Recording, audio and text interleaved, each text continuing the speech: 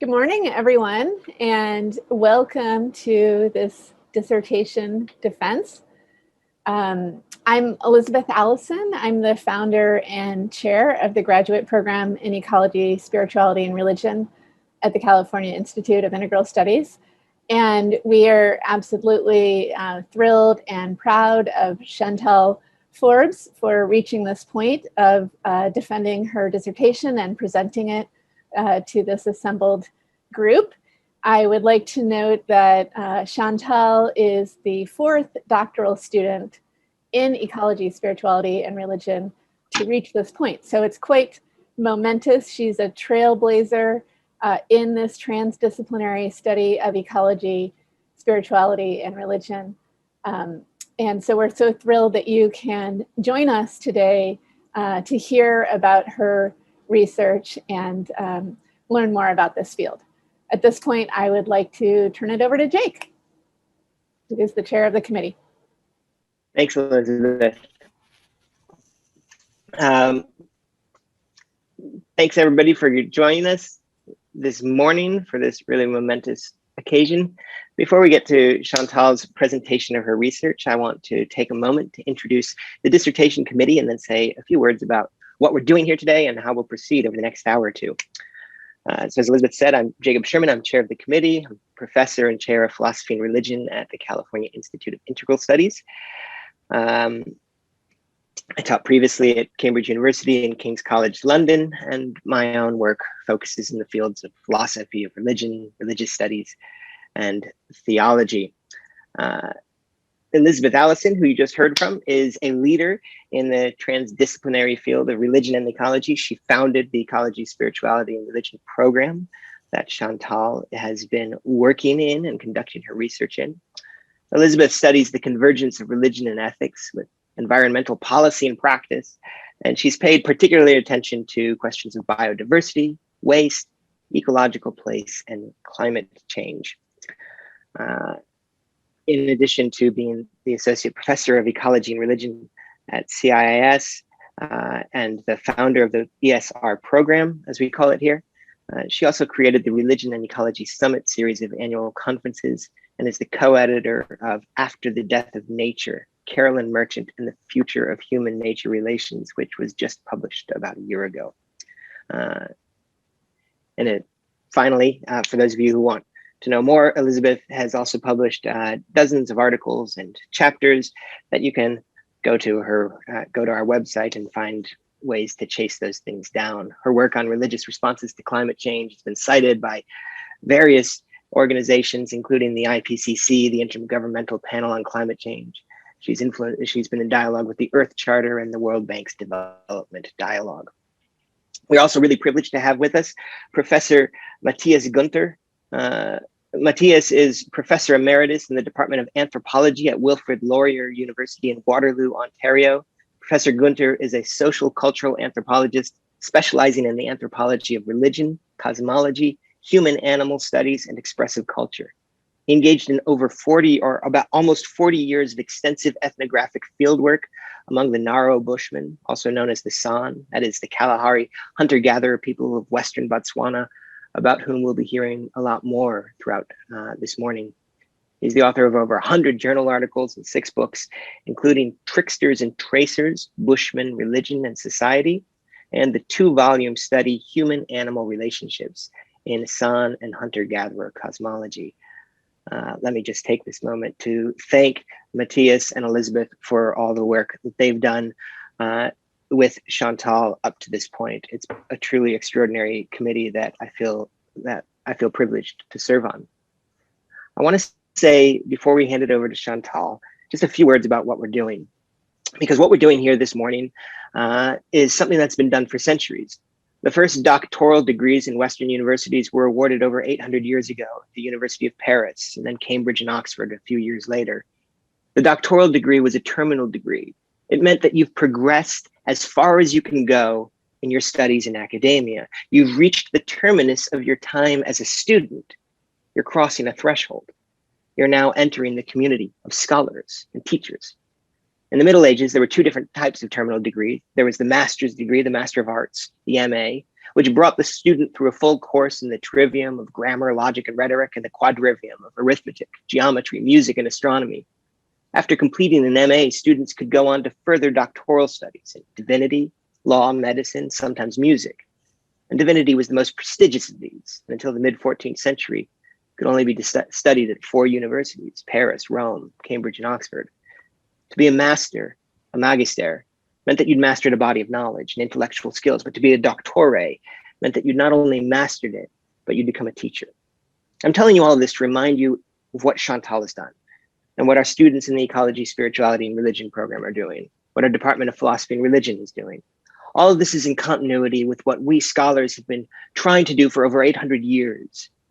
So there's continuity here with a tradition that exists on a scale of time that's really more geological than anthropological. Now, 8 centuries is, I should add, a scale of time that also seems somewhat small, if not trivial, compared to the endurance of the chasing hunt within human and even hominin history, a history measured in hundreds of thousands, even millions of years. We'll be hearing about that from Chantal. However it may be for anthropologists and those who study that kind of deep human history, those timelines leave me as a philosopher feeling both giddy and awestruck. So let's return to this particular ritual, the doctoral defense. What we've been doing for the last 800 years is not only awarding degrees, but also testing the candidate to see whether they can undergo the initiation and pass through the threshold, after which the title of doctor is awarded. So for the next 2 hours, we're all in a kind of liminal space, an in-between space, the space in which ritual thrives and transformation and new creation is possible. The other side of the ritual is the doctorate. Well, what does that mean? Well, doctorates are awarded in recognition of really three things: the creation and interpretation of new knowledge and original research through the candidate's own original writing, the acquisition and understanding of a substantial body of knowledge at the forefront of their own field. In this case, Chantal is working in the fields, in a broadly sort of defined field of philosophy of religion, philosophical anthropology, even a sort of comparative theology. And finally, the ability to conceptualize, design, and implement a project for the generation of new knowledge. That's what we're here to look at today. The dissertation is evidence of the candidate's capacity, of Chantal's capacity to conceptualize, design, and implement a project to generate new knowledge that will become part of the collective inheritance of human conversation, thought, speculation, and exploration of the great mysteries of the universe. It's not just a PhD defense, in other words, but a powerful moment in a conversation that's been going on for centuries, and that we hope will go on for centuries after us. The 3 of us who are involved in sitting on the committee will also be called upon to make judgments about what Chantal has accomplished. To that end, after her presentation, we'll go first, asking her a series of questions before we retire to another Zoom room to deliberate. A dissertation can be passed with no qualifications, passed with minor revisions, or the candidate can be asked to revise and resubmit. In whispers, we also acknowledge that a dissertation can fail, in which case the candidate would be awarded a terminal master's degree rather than a doctorate. All good rituals, after all, involve some real risk. But let's not dwell on the risk or on my words any longer. And instead, welcome Chantal, whose important research has brought us here today. Chantal is going to be speaking to us about the primal metaphysics of becoming-animal during the chasing hunt in the Kalahari Desert. A truly exciting piece of research. And so at this point, I want to turn it over to Chantal as we commence with the dissertation defense. Thank you, Jake, so much for your beautiful introduction. I really appreciate it. Welcome, friends, mentors, colleagues, and family. I'd really like to thank every one of you for being here today, most of whom have played an integral part in me getting to this point from my first day of entering into this program 4 years and 4 months ago. My name, as you are aware, is Chantal Noa Forbes, and I entered this program as Chantal Yazbek. I was born in the central part of South Africa to mixed immigrant and settler families of varying ethnic descent. And with this in mind, I'd first just like to take a moment to thank the people whose land allowed me to do this research, the Ramatoshaloni people of San Francisco and the Bay Area, where I first conceived of the idea of this dissertation, as well as the Ute tribal people whose land I spent many days on writing this dissertation. I'd also like to thank all the tribes and peoples of my own land of birth, South Africa, and I'd like to pay specific homage to all those who identify as Son Bushmen, or Khoisan peoples, and I'd like to honor them as our collective ancestors. So I'm going to start by sharing a presentation here with you, and I'm going to cut 2 points in the presentation to show you a video. Zoom does lag from time to time with video, so I do apologize for this ahead of time.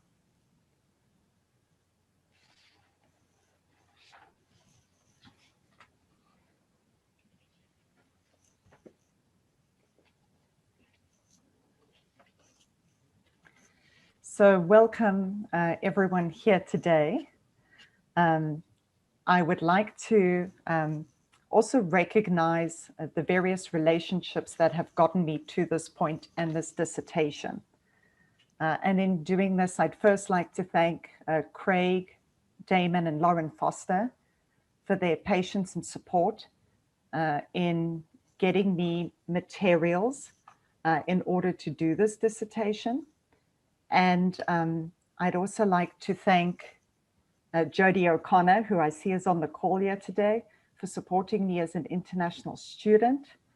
And I'd like to thank the Anthropology and Social Change Department for being my academic family in the 4 years that I spent at CIES. Doing a PhD requires a lot of personal and financial support. And for this, I'd like to thank my own families, the Yazbeks, the Martins, and the Forbes family, particularly Charles Forbes, my husband, who's been with me throughout my program and my time here. And I'd like to honor my other than human friends and companions, Dude and Gibson, who were with me most days when I was writing my dissertation. And Gibson is lying behind me on the bed there today.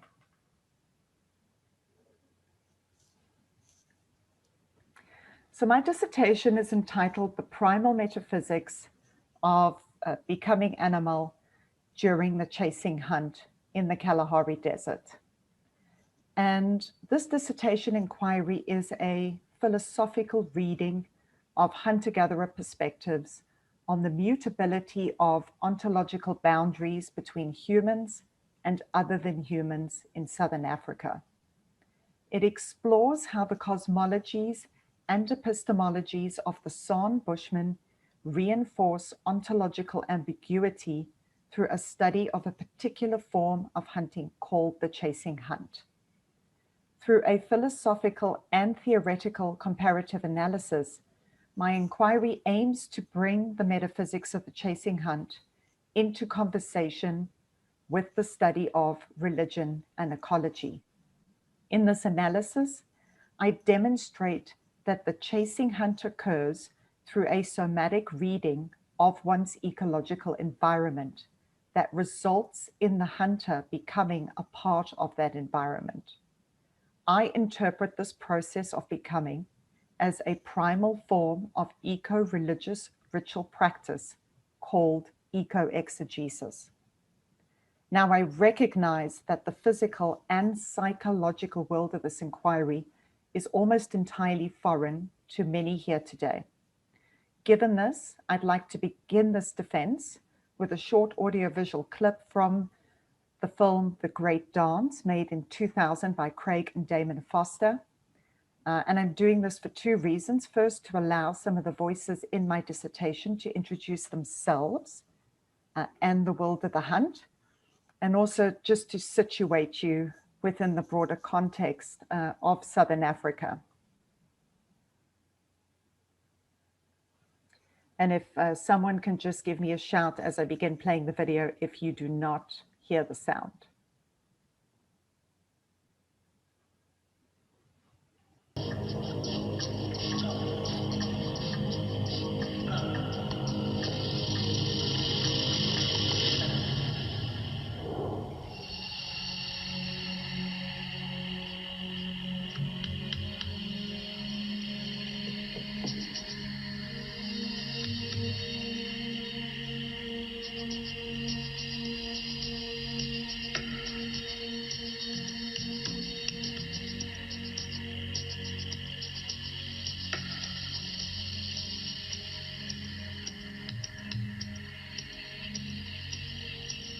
A story is like the wind. It comes floating from a far-off place. We are Son Bushmen, the sons and daughters of the first people.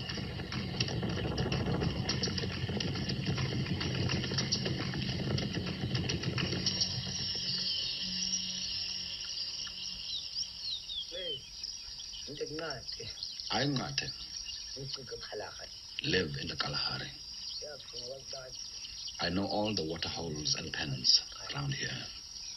All the places where the animals come. When it is the rainy time, the animals come close again and fruits grow. If it rained more often, this Kalahari would always hold plenty of food. But sometimes a year will pass with no rain at all. I am a hunter. I hunt with my friends Twasa the bow hunter and Karoha the runner, who will even risk death in the most difficult of all hunts, the hunt by running. We know trekking. This is what we are born to do. We talk silently with our hands, and we read the animal stories.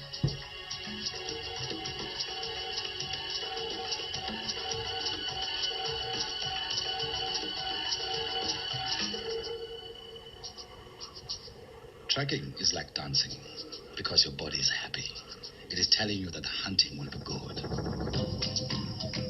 Only on a very hot day can we hunt by running. We try to chase the animal to its death. We can run down Eland. We can run down Kudu. We can run down Gemsbok. Even if we see a springbok, we go after that one. Many times the animal is too fast, and we must leave it.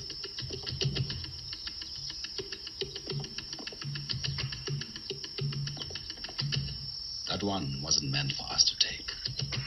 But sometimes our God, Pisabolo, says, I will set one aside for you. And we wait to feel in our bodies when we will be lacking. Okay, so that is an introduction to the chasing hunt. Apologies for being slow on the technical here. I think I was a bit ambitious trying to manage two computers and a video. Okay, so the chasing hunt, as the film The Great Dance refers to it, is also commonly referred to as persistence hunting in San anthropology. The term refers to a form of hunting where the hunter runs after or chases an animal by tracking it at the heat of the day. Following several hours, the animal tires and overheats and can no longer outrun the hunter, which is why it's called the hunt by running or the hunt to the death. This form of hunting requires physical, emotional, and mental preparation on behalf of the hunter, whose consciousness during the hunt converges with that of the hunted other. The hunter becomes animal. I argue that at the foundation of this becoming animal is a primal form of metaphysics that supports the experience of ontological ambiguity by embracing ritual acts that foster ontological mutability. Why is this important to the field of religion and ecology? Because, as I argue, this contra-normative perspective supports a multi-species metaphysics that can assist the modern and postmodern human to build stronger relations with the other than human world, something desperately needed during times of ecological and environmental duress.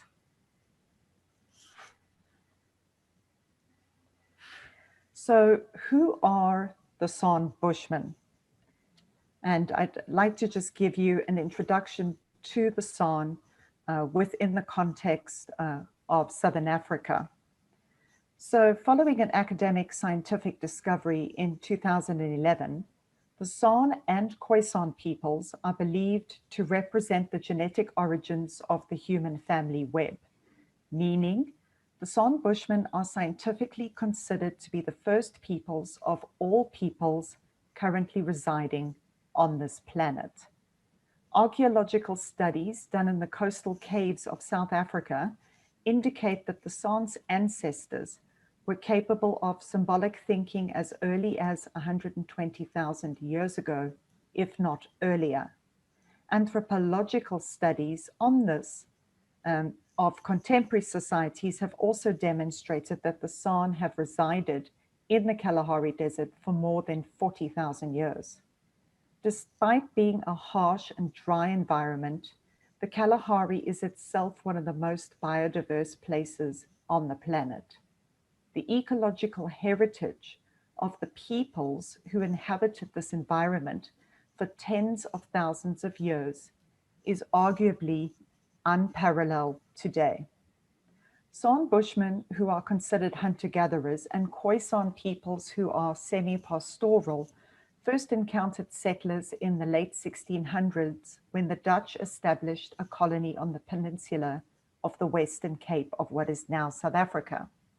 In the 400 years since then, varying San societies and communities have experienced genocide, slavery, forced removals from land, and prohibitions on traditional forms of hunting and gathering. My analysis encompasses several filmographies and ethnographies that cover a variety of San communities, mainly spanning 4 modern states in South Africa. In Southern Africa. These include South Africa, Lesotho, Botswana, and Namibia. In this image of Southern Africa, I've noted some of the San groupings of peoples who are represented in my inquiry according to geographical location of residence. The colonial histories of each of these states is unique, and the implications of these on San communities differs greatly. Some of the communities represented in this inquiry were completely wiped out by the middle of the 20th century. For example, the Kham in South Africa. Others, like the Dukosi in Namibia, experienced relative, if not full autonomy and little to no contact with modernity until the 1950s. With limited exceptions, the persistence or chasing hunt is no longer possible, due to the San being removed from ancestral lands and due to a variety of hunting bans that support commercial agriculture, the creation of wildlife game reserves, or corporate mining operations.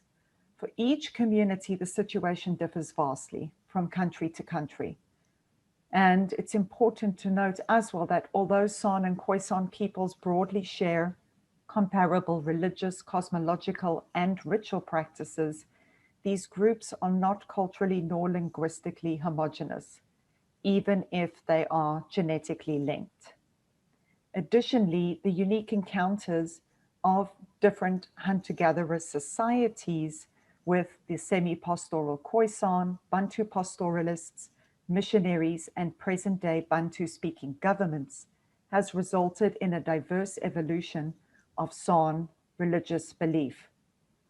Lastly, I'd like to recognize that the words San and Bushman are both foreign language words applied to these groupings of people who until modernity had no collective term for themselves.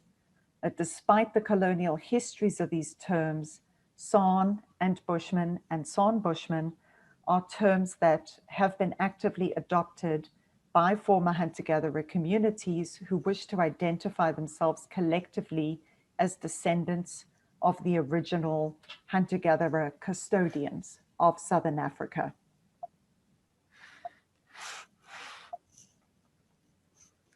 So what are the key thematic objectives of this dissertation inquiry?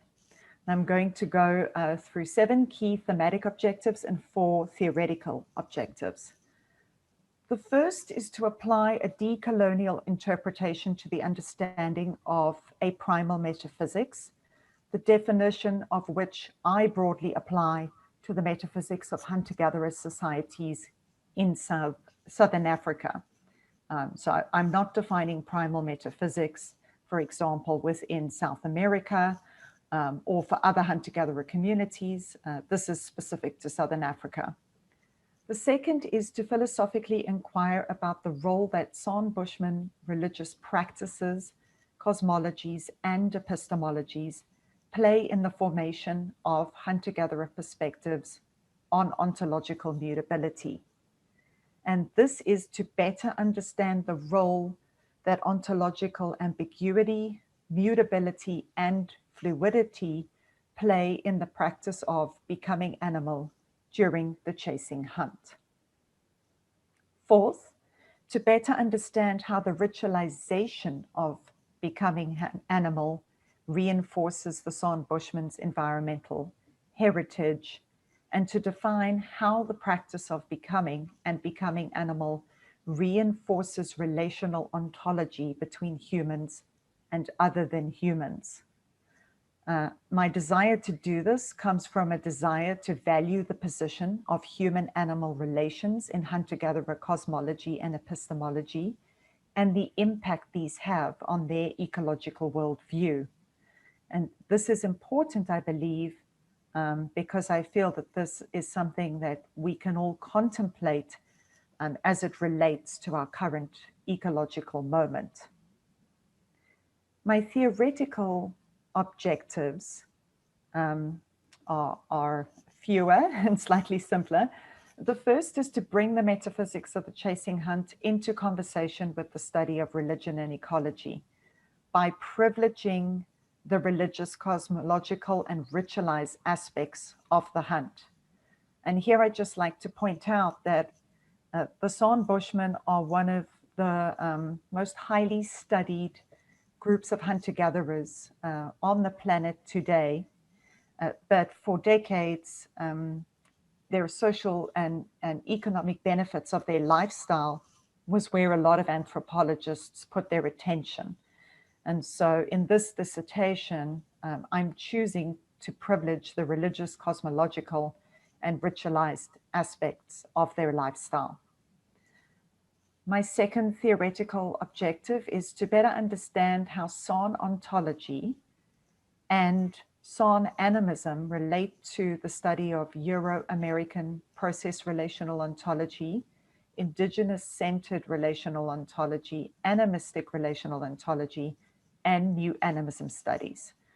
So in short, what is the relationship between the relational ontology of these different traditions? Third, to define the ritualized process of becoming animal as a somatically centered eco-religious practice called eco-exegesis.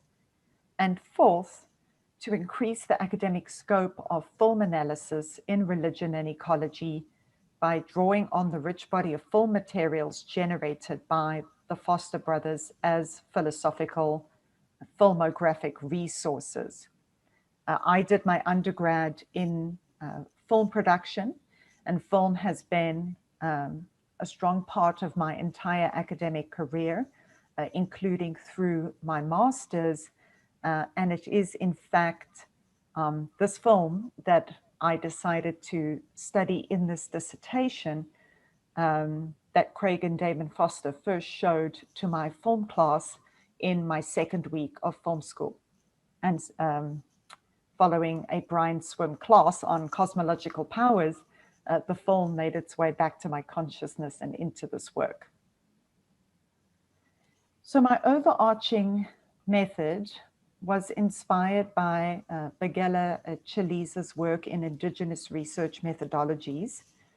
And I spent a lot of time looking at different scholars' interpretation of decolonial research paradigms and indigenous research methodologies, not because I am indigenous, but because my inquiry is about an indigenous peoples, and because as a white scholar from Africa, I wanted to use a theory that was also native to my own place of birth, which is why I chose to work with Chiliza's interpretations of indigenous research methodologies as a Botswanan Bantu scholar. So my overarching method is to engage with an African-centered decolonial indigenous research paradigm that privileges relational ontology within the cross-cultural context of the comparative study of religion and ecology.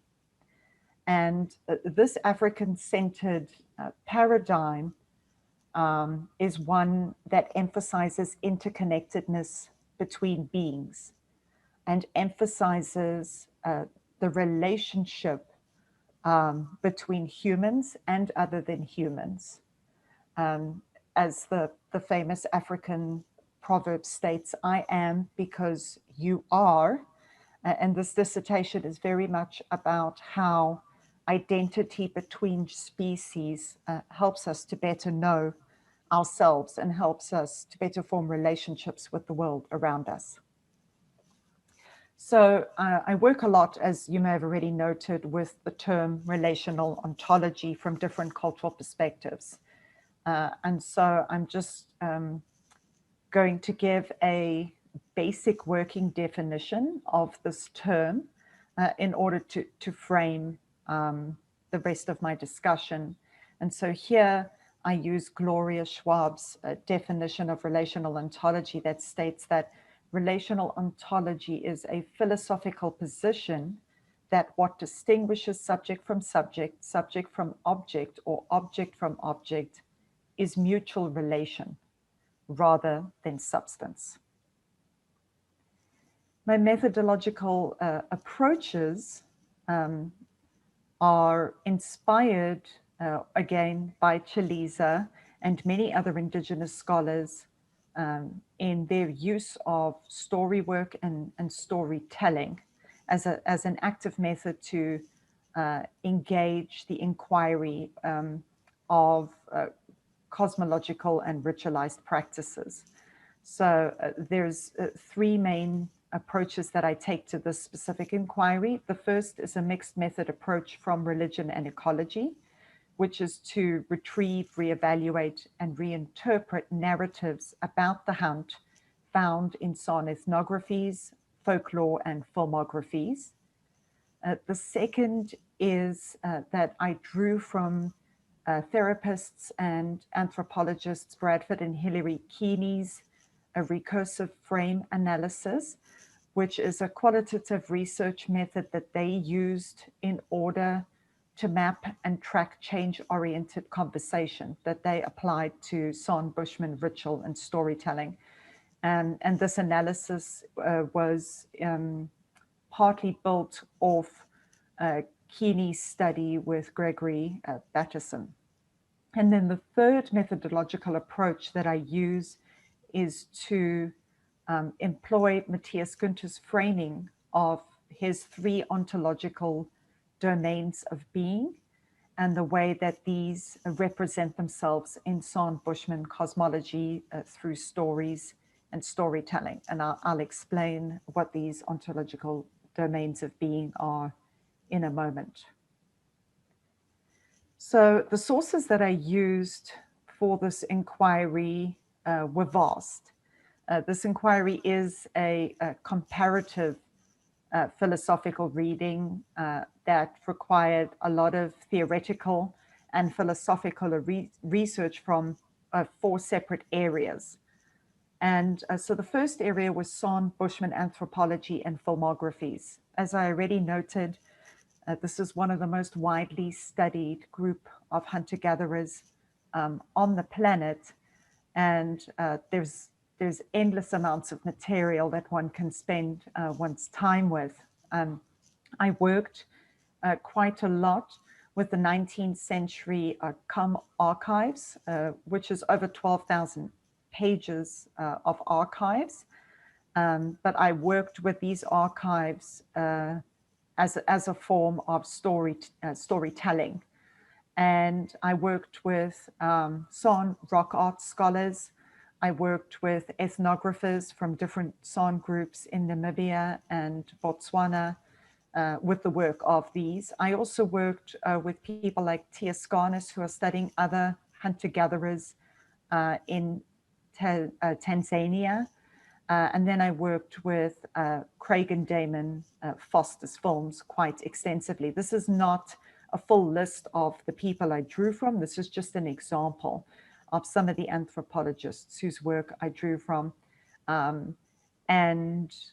It may or may not go without saying, but I drew quite heavily from Matthias Günther's work as well, particularly due to the fact that his most recent work focuses on human-animal relations in Son cosmology.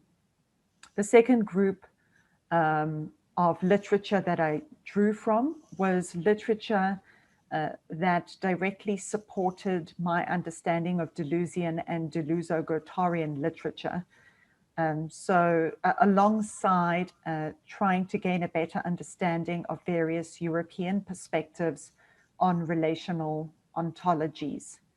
As someone who is partly of European descent, born in Africa, it was important for me to work with a European lineage of process relational ontology as well, in order to reclaim that history for myself. The third set of sources that I worked with was from new animism studies on human-animal relations amongst hunter-gatherers specifically, as well as indigenous perspectives on relational ontologies. And here I worked with the traditional canon of new animism studies, as well as working with the works of a number of indigenous scholars who work with how to use relational, or how to use story work and how to use storytelling in order to build relational ontology. And my fourth and last set of sources were eco-theological sources that support the idea of indigenous ritual practice as eco-religious practice. And here I worked with a small handful of religious scholars and also used Son anthropology, as well as using other indigenous scholars, again, who spoke more to eco-religious principles. And I just wanted to highlight here Matthias Günther's most recent double volume, Human-Animal Relationships in Son and Hunter-Gatherer Cosmology. And the reason I'm taking the time to highlight this is when I started this research, I was very attracted by the idea to bring Son ontology into conversation with Deleuze and Guattari's theories of becoming animal. And I didn't really know how to do this because no one had really framed Son ontology within the broader context of new animism studies. And so this volume of work where Matthias looks at a variety of forms of interrelationships, of transformation, of mutation of identities between humans and animals amongst the Son, this work really gave me the basis to place my own work also within the broader context of new animism studies. So there's a number of key academic theories and concepts that I use in this dissertation. There's a large handful actually, but I'm just going to list 4 categories, and then I'm going to focus on 4 specific terms that I think are important for this audience to understand, or to understand how I'm interpreting these terms. So there's key concepts that I use that are common to Son anthropology, terms developed specifically by Günther, interpretations of key concepts in Son anthropology by Keeney and Keeney, philosophical concepts by Giles Deleuze and Felix Guattari, and then a comparative religious discussion on primal religion by religious scholar Arvind Sharma. So in Son anthropology, I'm just going to highlight 3 specific concepts. The one is primal time, And primal time is also deeply connected to first creation. Within Son cosmology, we have a beautiful interplay between time and space that is non-linear. And so primal time was a pre-existent period of time where there was complete ambiguity in the ontology between humans, animals, human spirits, humans, animal spirits, and gods. Primal time never ended, although the Son believe that they now exist in what is second creation, where there is more structure and more form and more presumed identity to one's ontology. And so understanding the way that Son cosmologies, rituals, and epistemologies work with first and second creation is key to understanding where they derive some of their beliefs about ontological mutability and ontological fluidity. And then num is also a key term that is defined in many different ways by different anthropologists. But for the purposes of this defense, I just wanted to note that this is a sort of a key source, all-encompassing type of essence or energy that is fundamental to life, to healing, to the continuing of life, and is present in all ritual acts. So whether that be puberty ritual rites, or whether that be during hunting, or whether that be through a healing dance that the Son undertake, they are always in pursuit of this particular type of energy. Key concepts that I draw from Matthias Günther is ontological flux. And so Günther describes this as a defining character of the animism of the San peoples. And this is largely what he explores in his latest volumes, is how this plays out in various aspects of the San world, and how this relates to other forms of animism that have, for example, been studied in South America or in Northern Europe. So San animism, a key tenet of San animism, is the fluidity of ontological ambiguity between humans and other than humans. Günther's frames this within the context of 3 ontological domains of being, which is incredibly helpful to work with. And so these domains of being are the world beyond of mythological being. So you can associate these with first creation, with primal time, even though they do still exist today. We have the here and now, so we can call that day-to-day life. We can call this, this is hunting exists within the here and now for very practical reasons as well. And then we have the liminal world of ritual. So again, these might be puberty rites, this might be hunting. I particularly argue that one can frame hunting within the context of liminal world of ritual, or this could be the healing dance, which is something that San regularly undertake as a form of physical, psychological healing and cohesive society building. In the film, The Great Dance, there is a lot of association made, and you can even tell this in the name, between the healing dance and hunting itself, and that they play with associating these two things together. The interpretations that I draw from Keeney and Keeney is I specifically use the way that they interpret first and second creation, because what was helpful from their work for me was in their analysis in their recursive frame analysis, they develop a process of understanding how the Son physically or psychologically cross boundaries between first and second creation through liminal ritual acts.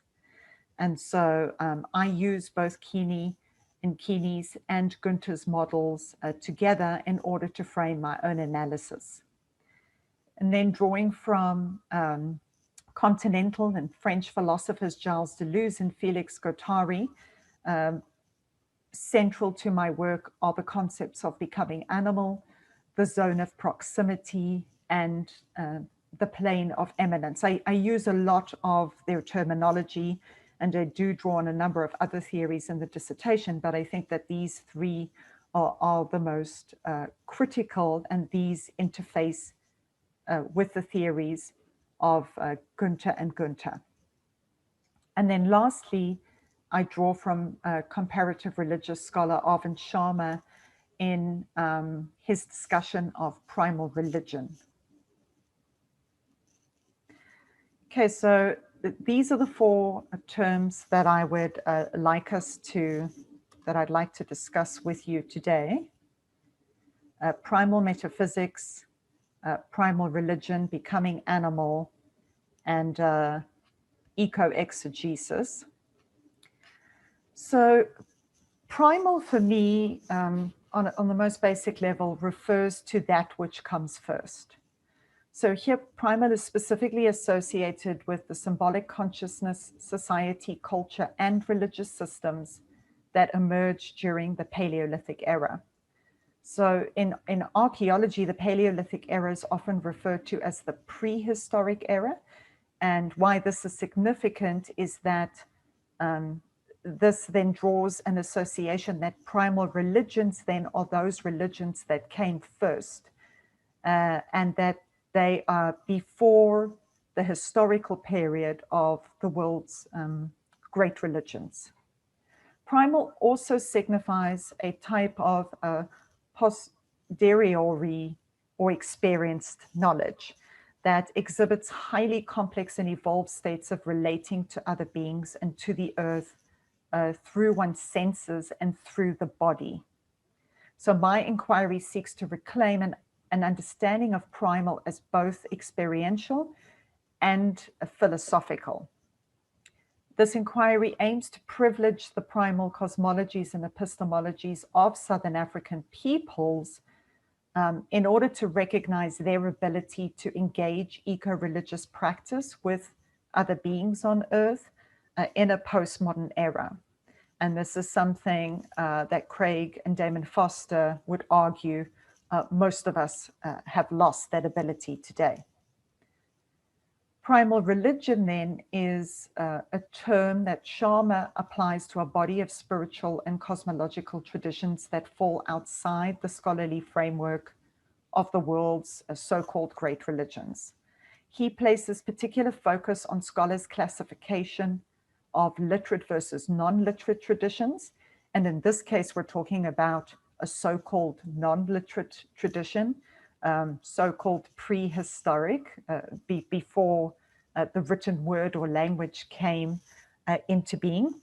And so Sharma and a number of other scholars point out that literacy takes on many forms within the context of primal traditions, and that the way in which we define literacy within a tradition then allows that tradition to be its religious practices to be interpreted in a very particular way. And so this is important for me because I frame the art of trekking, essential to the chasing hunt, within the context of reading to know the land, reading to know one's environment. In my definition of primal religion, I place an additional emphasis on relationship to place and space, and also to the anti-structural or boundary-defying relationship that the San have to their religious expression. The third important term that I'd like to explore here with you today is the term becoming animal.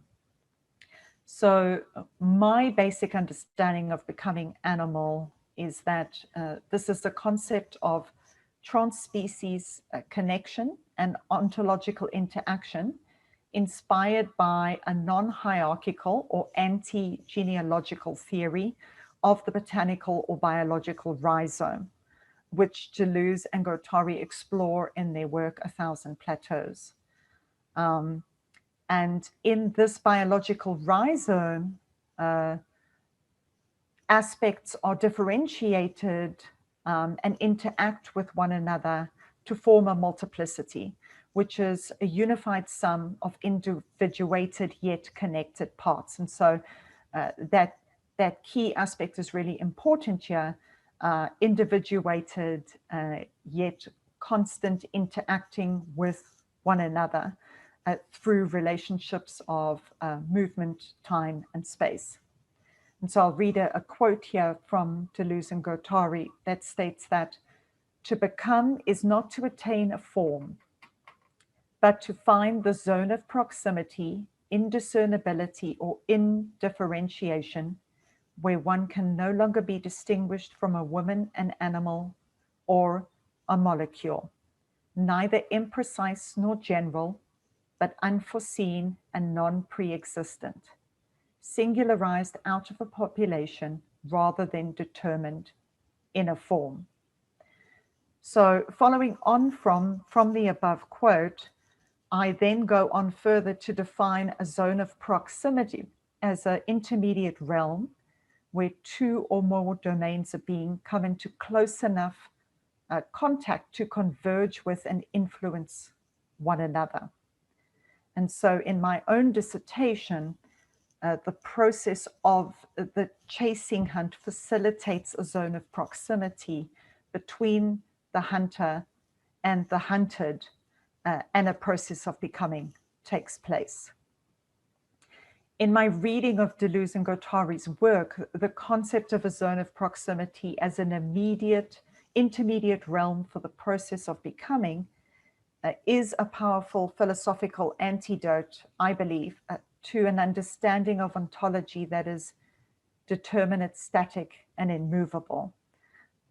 This antidote permits a richer metaphysical account of ecological environments as containers for indigenous knowledge and the heritage of indigenous lifeways. Lastly, I make use of, or I don't want to use the word invent, but I frame the words ecological and exegesis from a theological perspective together. And eco-exegesis for me is defined as a critical reading and assimilation of one's environment that, like the hunting ground itself, is multidimensional, engaging different physical, emotional, and mythological aspects of the hunter's body and consciousness. So on a very tangible level, at the heart of the San Bushmen's ability to read their environment is the art of tracking.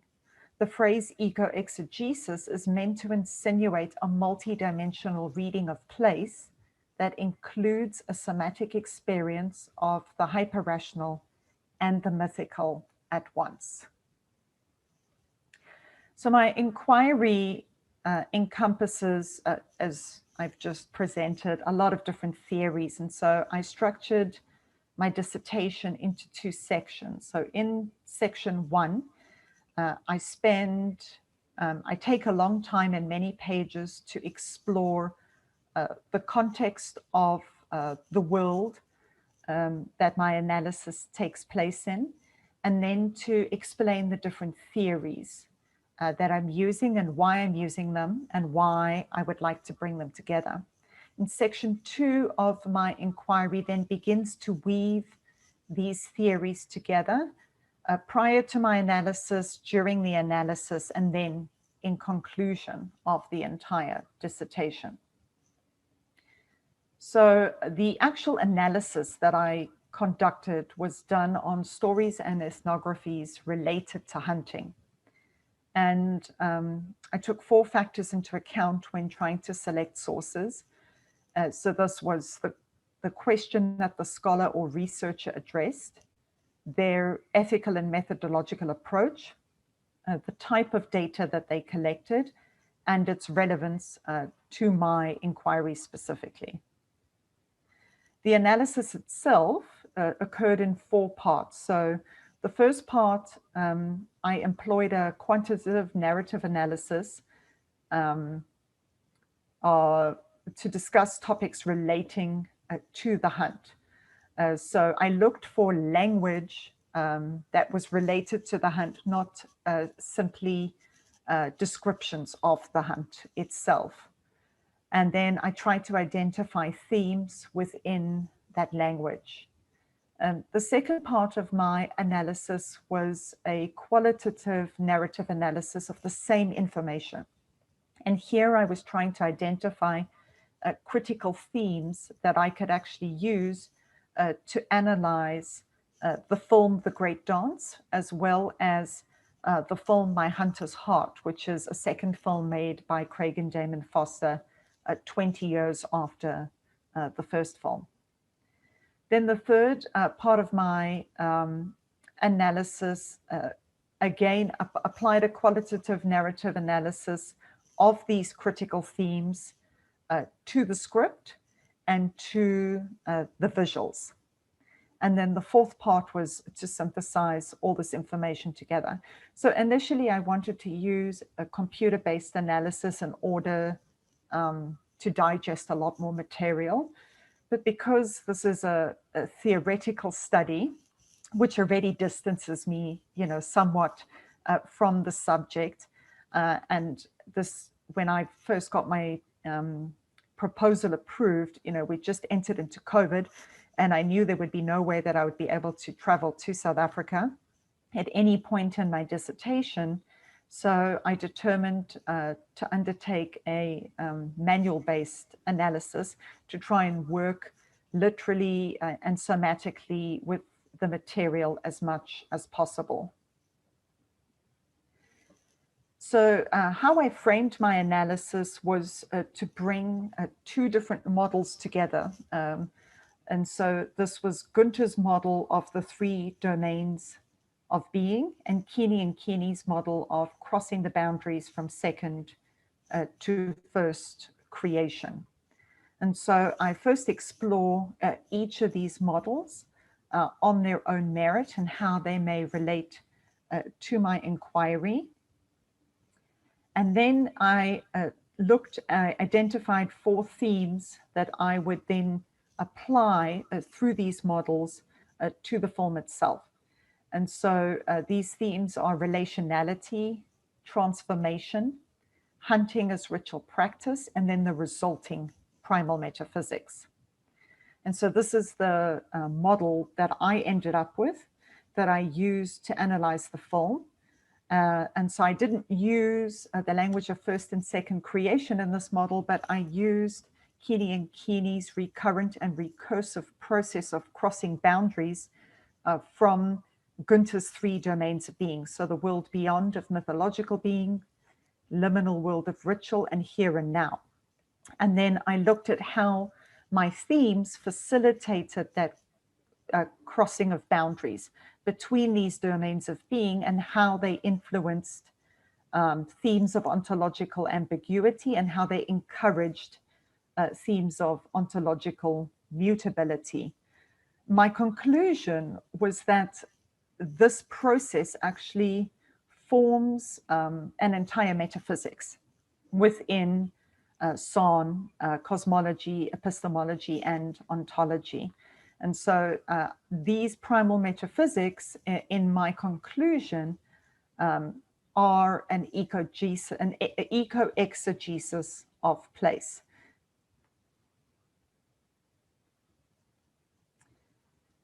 So the significance of this inquiry talks directly to my thematic and theoretical objectives. And so this particular inquiry assumes an integrated approach to the study of hunter-gatherer epistemologies and religious practices, which I still believe is mostly lacking within hunter-gatherer studies. It also looks at European philosophical thought and compares this to religious studies, relational ontology, and animism studies. And Son Bushmen practices and rituals are seldom studied in dialogue with eco-religious thought and philosophy of religion. And in general, I find that groupings from Southern Africa are rarely or seldom studied in dialogue with eco-religious thought. And so the significance of this inquiry for me is to increase that dialogue. I also believe that there's a lack of academic extension of the theory of becoming animal to studying hunter-gatherer ontology within an African-specific context, and that there's a lack of application of Arvind Sharma's theory of primal religions to Southern African and hunter-gatherer traditions.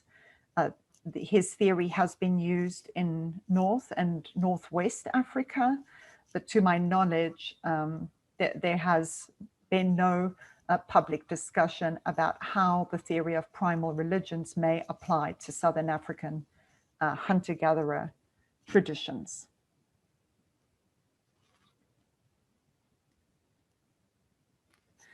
And so I would just, at this point, before I go any further, I'm just going to pull up this ribbon.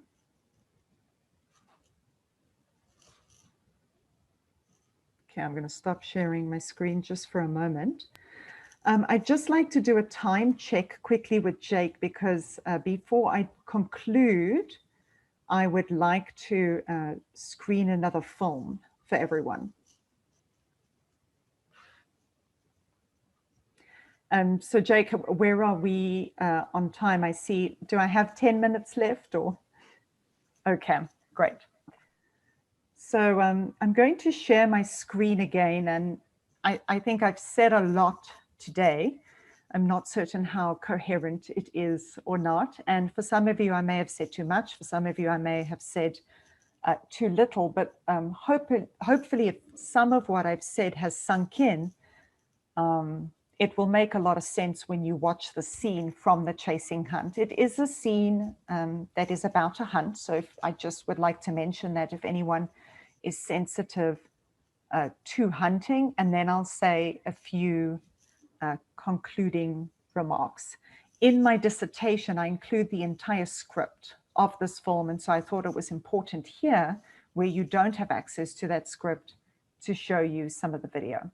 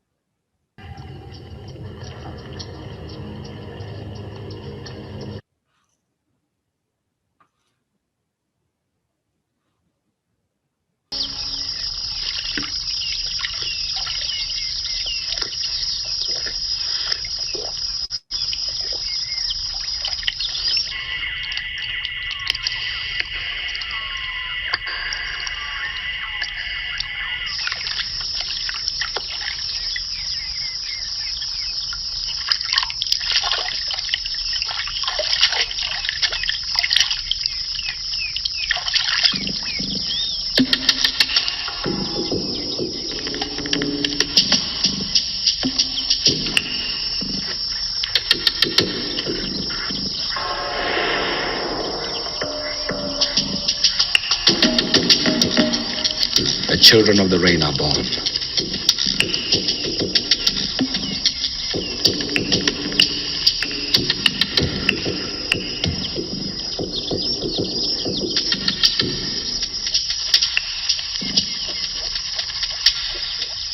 Now we can search for meat for all the families.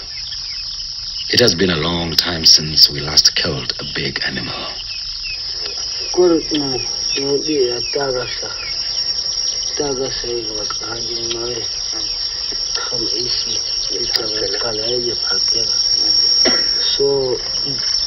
let me see anga into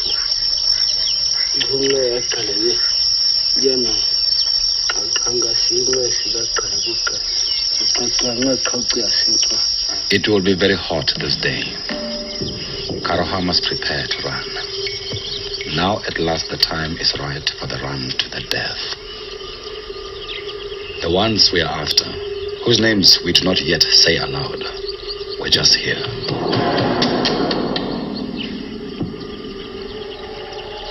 The signs are fresh. They drank recently.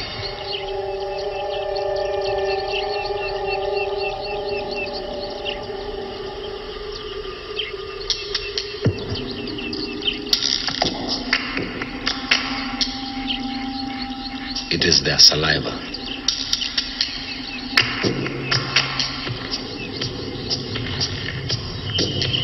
They are very close.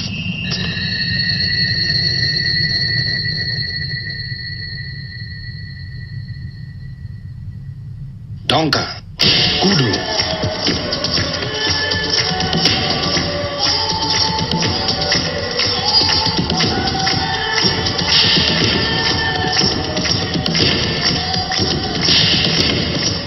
Now the chasing hunt begins.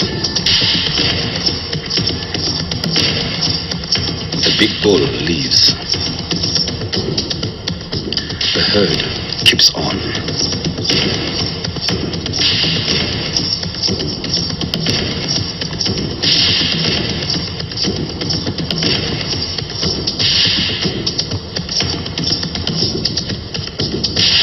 Half an hour goes by. Karoha runs without stopping.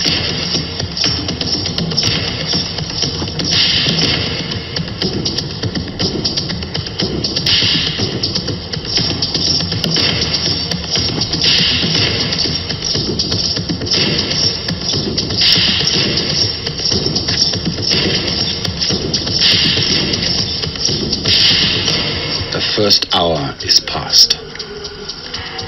The sun is like a fire overhead.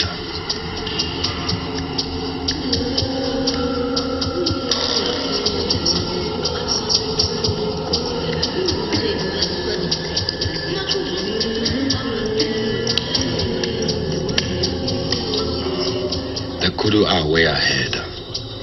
He must read the tracks well. Underfoot, the sand burns like a second sun.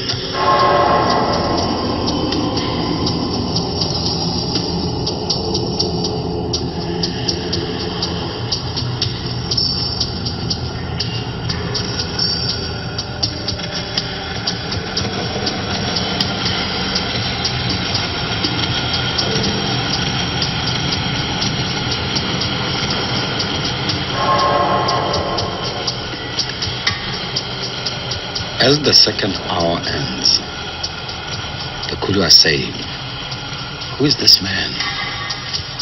Always when we stop, he's there."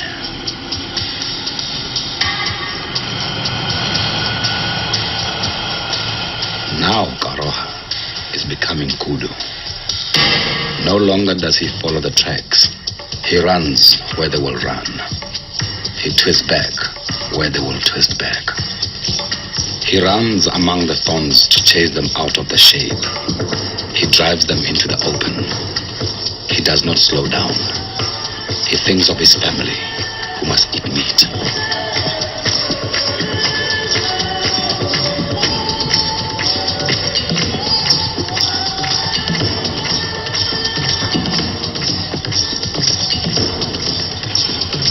After 3 hours, he is close, but cannot see them. The day reaches the hottest. This is good. The kudu's blood will soon boil. Karoha must outrun his thirst. He is testing himself. Can I do this? Run with no bow or poison. Keep chasing with no rest. Only myself and my spears. For 4 hours he runs without stopping.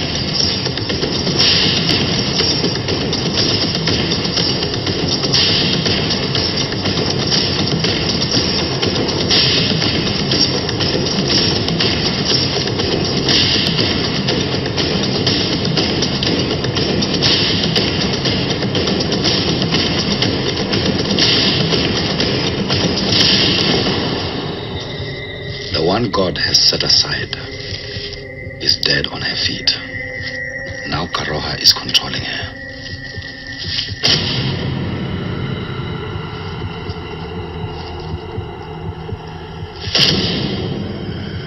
He looks through her eyes. He must help her to die.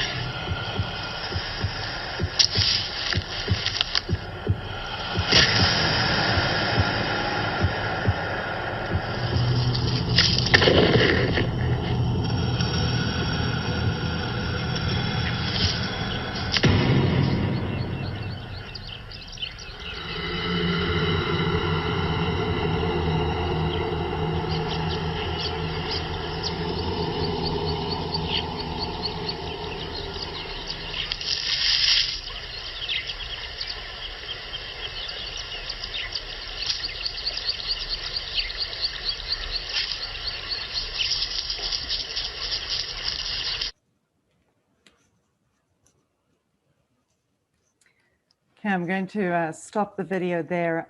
In the few minutes that continue after Karoha has killed the animal, he explains what it feels like physically and psychologically to become that animal and to be kudu for that moment in time. And with that in mind, I'll explain my conclusion now to this inquiry, which is, and I'm going to read this for you. Our current environmental moment requires that we think together while celebrating difference. This has been a driving motivation behind the combined use of multiple theoretical perspectives in this dissertation. This work sought to bring together a multiplicity of theories that foster and promote an increased understanding of what it means to engage in multi-species relationality and to encounter zones of existence that facilitate a deep relational interaction between humans and other life forms. This inquiry's decolonial perspectives draw from the philosophical belief that reclaiming the Euro-American intellectual lineage of process relational thought is critical. And at the same time, this inquiry recognizes that process relational thought is not enough. It is equally essential for scholars of all backgrounds to begin engaging indigenous and primal expressions of animism and relational ontology. Why? Because as my inquiry has sought to demonstrate, a primal perspective of ontology embodies the memory of what it truly means to become human with the earth. Son animism's gift for experiencing ontological mutability and openness to becoming is an engagement with the world that can help us think together to rebuild our relationship to earth and its multiplicity of species. The added dimension of a primal perspective can be found in its ability to hold multiple spheres, multiple domains, and multiple worlds together through eco-religious ritual. This type of ritual reinforces an earth-centered cosmology by engaging an ontology of becoming.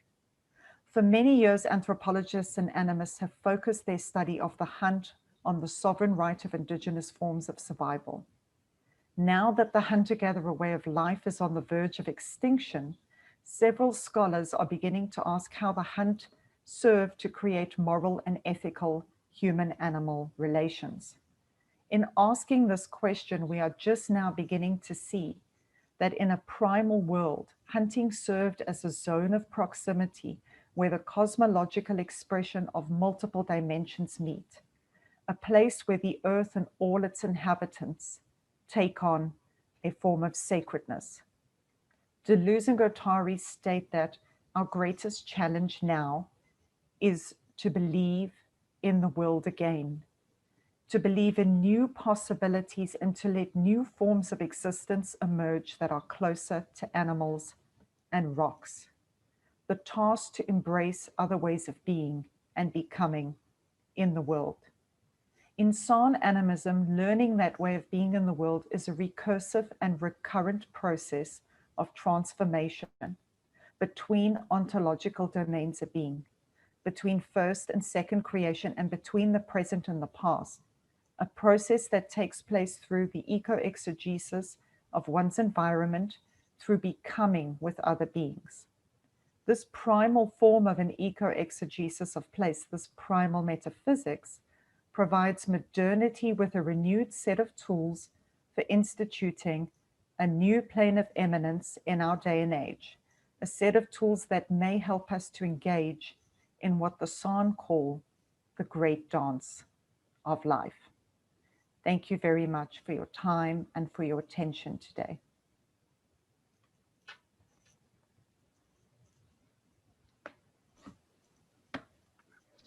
Thank you, Chantal, for walking us through the various components and theories and conclusions of your extraordinary research, and for sharing with us as well some of those some of the documentary images and the scenes, which I think really help to put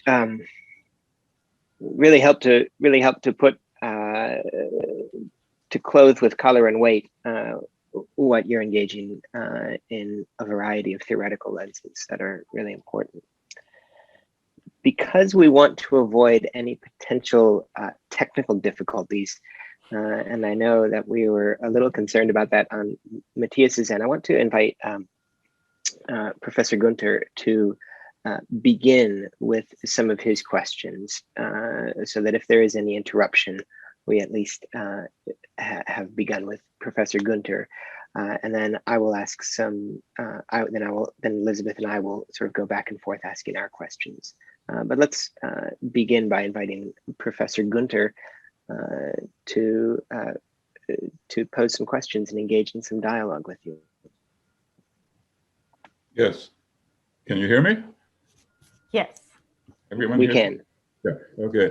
Well, thank you, Chantal, for a brilliant summary of your dissertation, a model of clarity, and the videos, of course, were exceptionally effective in your presentation, beautifully done. I have basically one big question, a general question, and if there's time for the more specific ones later. And the big question I have is based on two personal experiences to which I will get later on. I have a bit of a preamble to the question, if that's okay.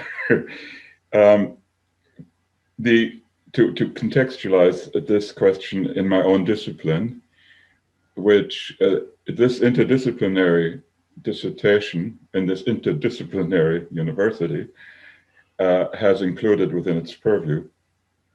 Now, the specific question, I had specific questions too that came up when I read the dissertation in the course of its development in its various versions. And I've gone over these with Chantal in our email and Zoom exchanges, and they've all been answered to my satisfaction. So I'm not going to go into these specific questions. Maybe they'll come up later.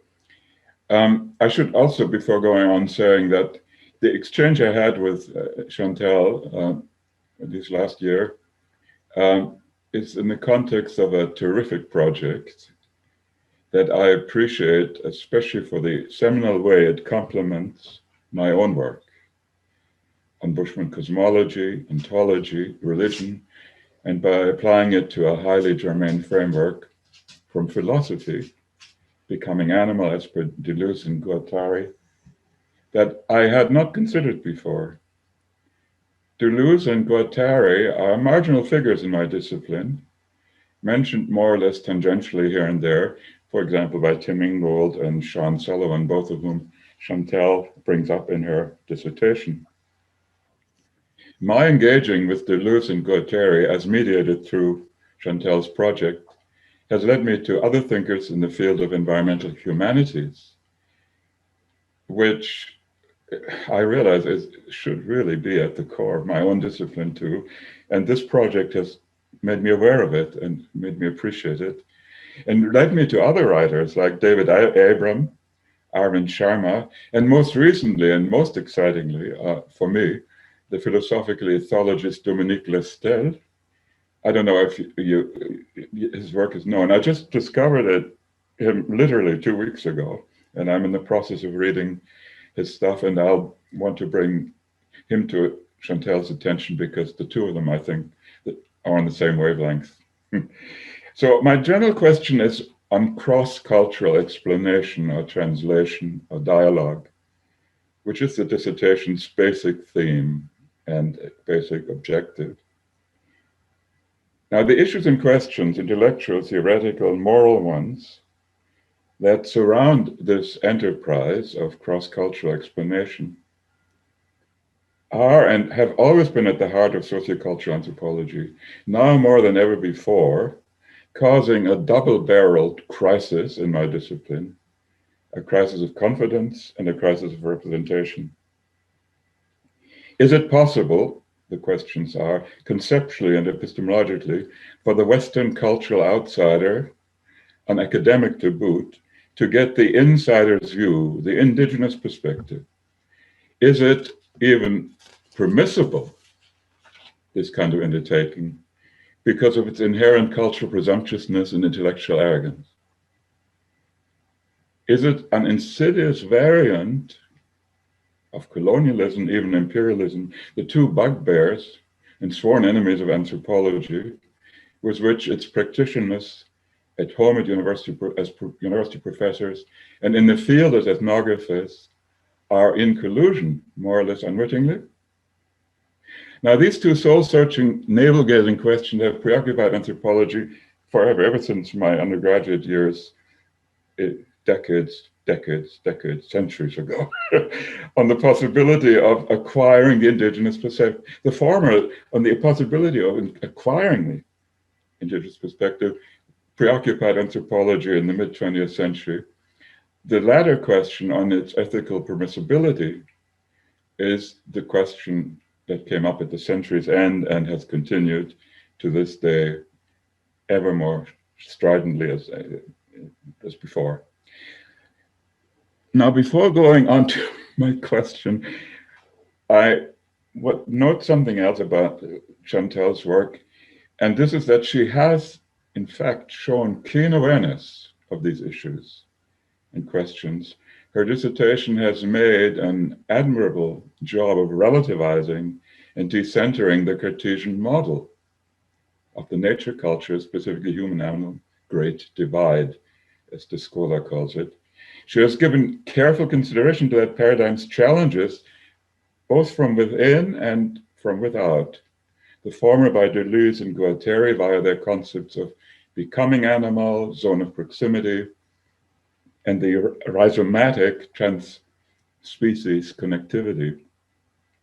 And the latter, the challenge from the outside, via San cosmology, specifically relational cosmology, as played out in the persistence hunt. Here I would also note the aptness of the methodology used in the dissertation, a variant of indigenous methodologies focused on storytelling, as per the Botswanan scholar Bagela Chilisa and other indigenous methodologists. The dissertation forwards de Sousa Santos' Eurocentric abyssal line, separating northern and southern epistemologies, giving the latter, as instantiation of the Bushmen of Southern Africa, the recognition and esteem it is due. Now, to my question finally, which I will frame in prose in terms of the recent personal experience that I referred to earlier. In 2019, I was actually quite close to where you guys are, at the Joint American Anthropological Association and Canadian Anthropology Society conference in Vancouver, which I attended. Now, there was an Anglo-Canadian anthropology presentation He had just finished his paper on the mythologizing of the landscape by Northwest Coast Tlingit First Nations, with reference specifically to trickster raven place names. I thought this was a model paper, interesting, elegant, well presented, original, as evidently did others, judging by the exceptional rousing round of applause the speaker got when he finished. It was not received that way by an angry, articulate First Nations conference attendee who got up and lambasted the speaker along the above noted lines. That is, accuse him of intellectual imperialism, arrogance, presumptuousness, and so on, as well as, and especially so, lack of sensitivity and respect for desecrating the raven, an animal charged with cultural significance, which the speaker should not be privy to. After delivering her condemnation that lasted a good 10 minutes, the young woman walked out, followed by 2 or 3 other like-minded attendees. Here I note that I've had much the same experience a couple of years ago at a conference when I presented a paper on lion transformation along the academic terms that we use in symbolic anthropology. And I had much the same response from some indigenous attendees. So now, after this long and seemingly endless preamble, Chantal, my question to you. Were you ever to be in this sort of confrontational situation when presenting your project on the primal metaphysics of becoming animal during the chasing hunt in the Kalahari Desert? How would you respond to the questioner? Or just perhaps you may not expect such a confrontation, given that you have addressed and resolved these sorts of issues, as I noticed before in your dissertation, and possibly precluded this sort of reaction from an Indigenous conference attendee. Yeah. So maybe there will no confrontation will ensue, but using Scheimer's word, reciprocal illumination. So I'm interested in your comments. I know you've grappled with all of this in your thesis, and just like you comment some more on this, because it's such an issue in anthropology nowadays. Mm-hmm. So thank you, Matthias, for that question. I think it's a really important question, and I'm almost certain that that will happen at some point in my career if I continue to work in this field. And it may happen, rightfully so. I think where we can't all be appropriately sensitive all the time. We're going to make mistakes. So I think the first thing is to recognize that you're going to make mistakes and to interrogate deeply what the person is saying and where they're coming from. And if you're able to publicly apologize for misstepping, if that is appropriate in the instance. I do think we live in interesting times in the field of religion and ecology and in environmental studies and humanities overall. We're coming to the realization that a lot of the answers that we thought were answers to working in and with the earth, our environment, and with other species are not valid and cause a lot more harm than they do good. And so there is a general tendency to seek inspiration from people who have been tending the environment for a lot longer than ourselves, and to look to them as guides and mentors. When I first came to this program, I initially wanted to work with Indigenous peoples on this continent. I abandoned that idea for a number of reasons. I very quickly realized I know nothing about Indigenous peoples on this continent. And I'm not from this continent. So even as someone who's ethnically mixed and of settler descent, my family at least traces back 400 years in South Africa. And so that is the land of my birth.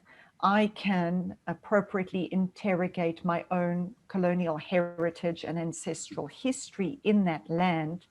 And I've spent a lot of time in and amongst the spaces where the Son Bushmen live, have lived, and in the places that that they called home.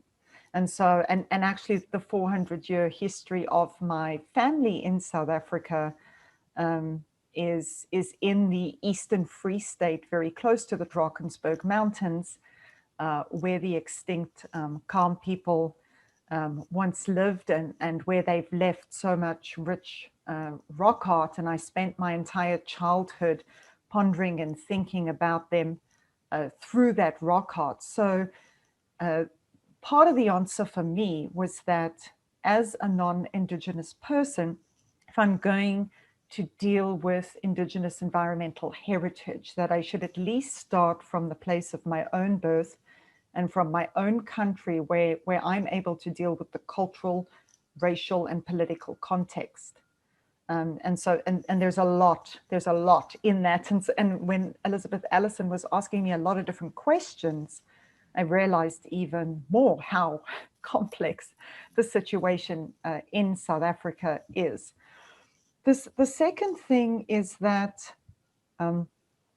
I didn't want to actually use the word Indigenous as a primary word in my dissertation, because when I think of Indigenous peoples, these are living societies that exist in place today, whereas what I am trying to, and many of their customs and traditions are still active.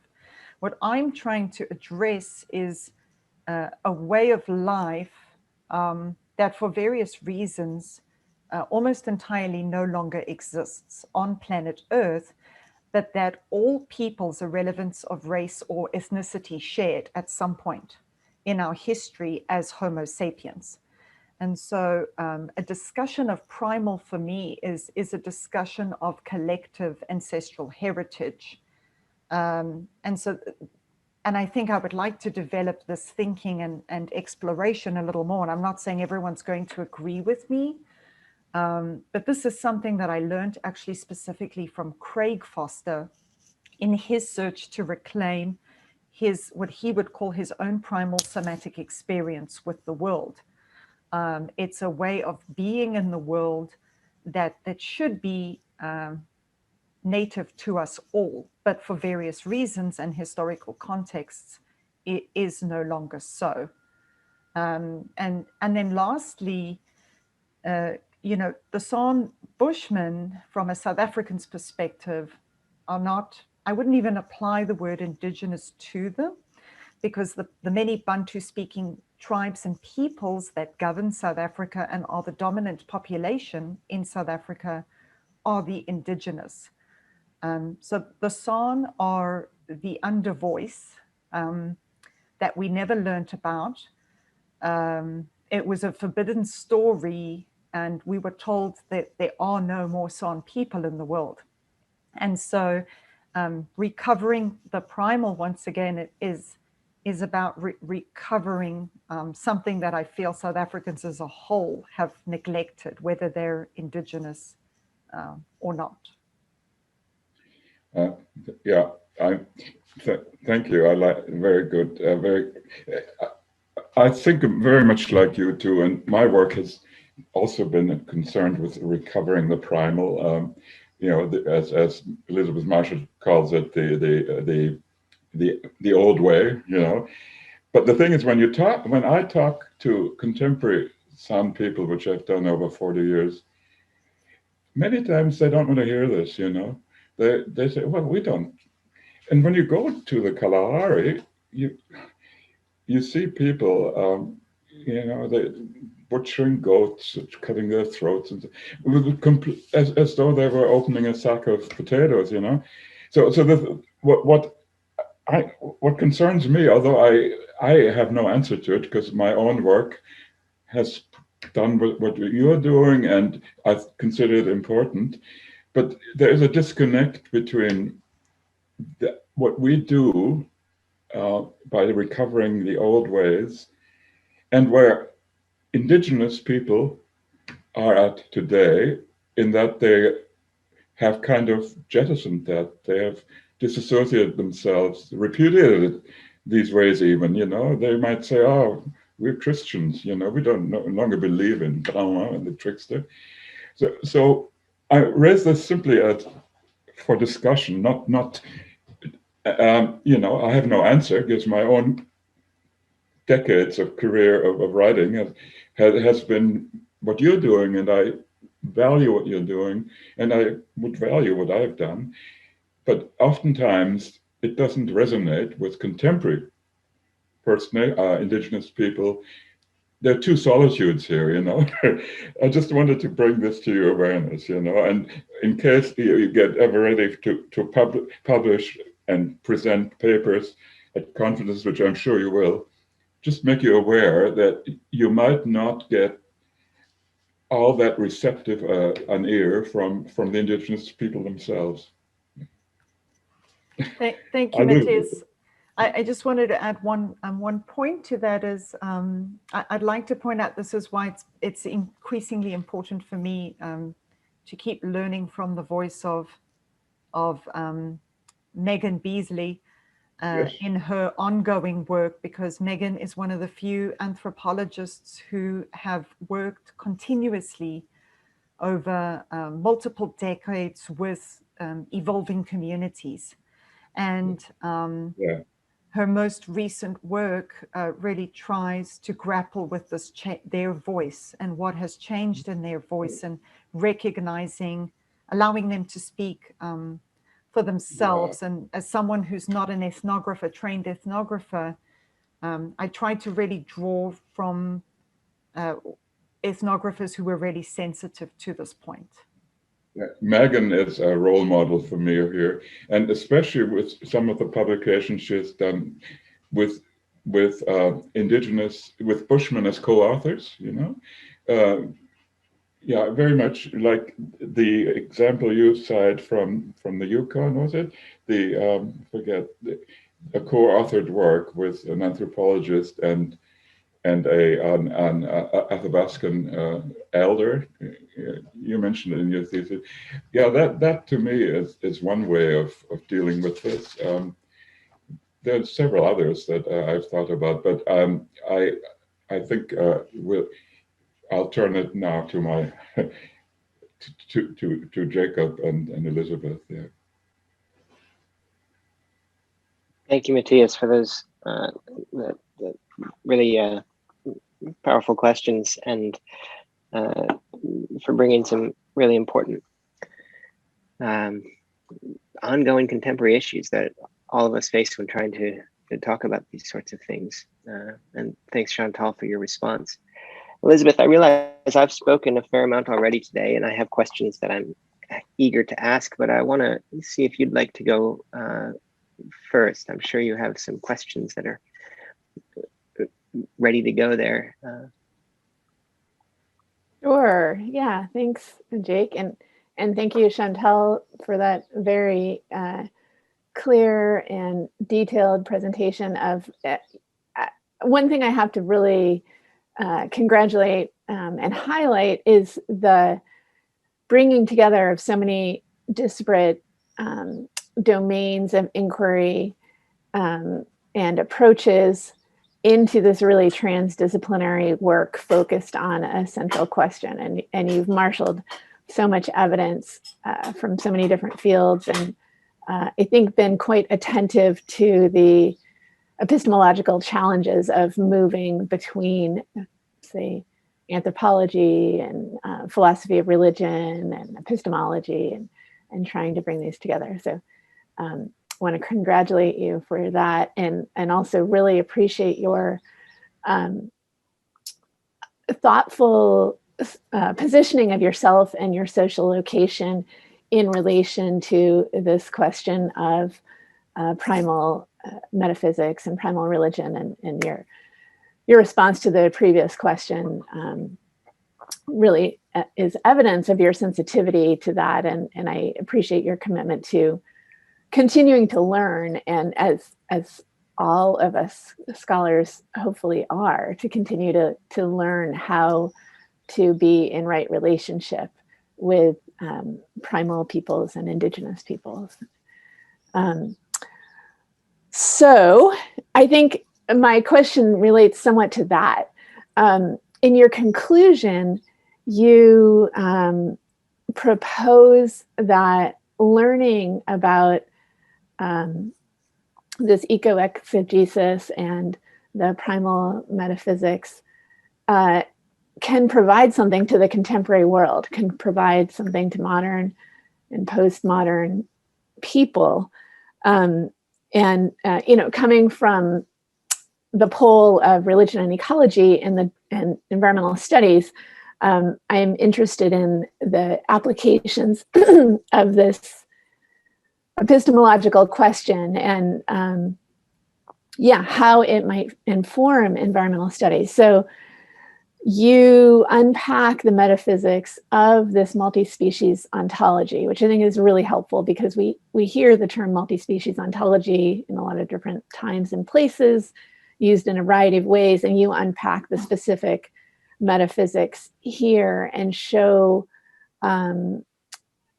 what's going on for the Son in the chasing hunt and in that experience of becoming animal, which I found really powerful in the concluding chapter of your dissertation. And you suggest that modern people can and should learn something from and about this metaphysics. But my question is, how? And so the chasing hunt, unfortunately, is not even happening much, if at all, in Southern Africa. And to bracket another really interesting question is the role of game reserves that are supposed to preserve multi-species in relation to suppressing that chasing hunt. But we're going to bracket that for now.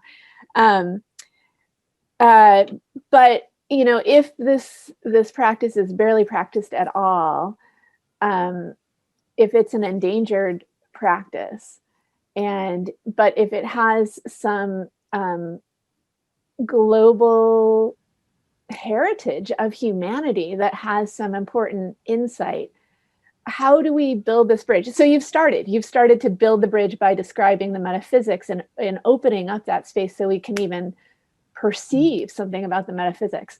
But how else can this move from a very evocative description, the very evocative Foster films, to inform our own multi-species ontologies? Because that's where I become really engaged. How are we humans engaging with our next of kin, our other species, and maintaining their presence on Earth?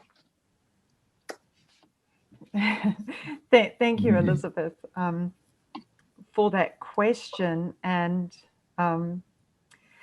there's many things that I can say about that question. And the first thing I want to say is that the first thing that I'm asking the reader to do is to start engaging in a process of thinking differently. So whether we like it or not, unfortunately, we live in a world that's very centered on thought. And so what I'm asking the reader to do is two things. First is to think differently about the boundaries between yourself and the spaces around you and the beings around you. Recognize that there are other perspectives in the world and that those perspectives were very successful for a very long period of time, even if they no longer exist.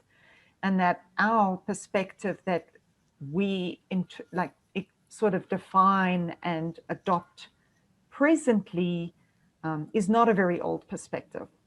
And it doesn't seem to have been incredibly successful in prolonging the lifespan of our species on planet Earth. So that is something that I'd like to do. A lot of these films, for example, did not get international release like My Octopus Teacher, which I'm so thankful that Craig was able to take that film as far as he did, because that film has the same objective as these first two films. So these films were not widely released. They were widely shown to San communities, particularly across South Africa. And to Matthias's point, what is interesting is I think that within a South African context, there is actually a revival of San traditional culture as a way of claiming individuation and identity amongst 11 other official tribes in South Africa that hold prominence and dominance.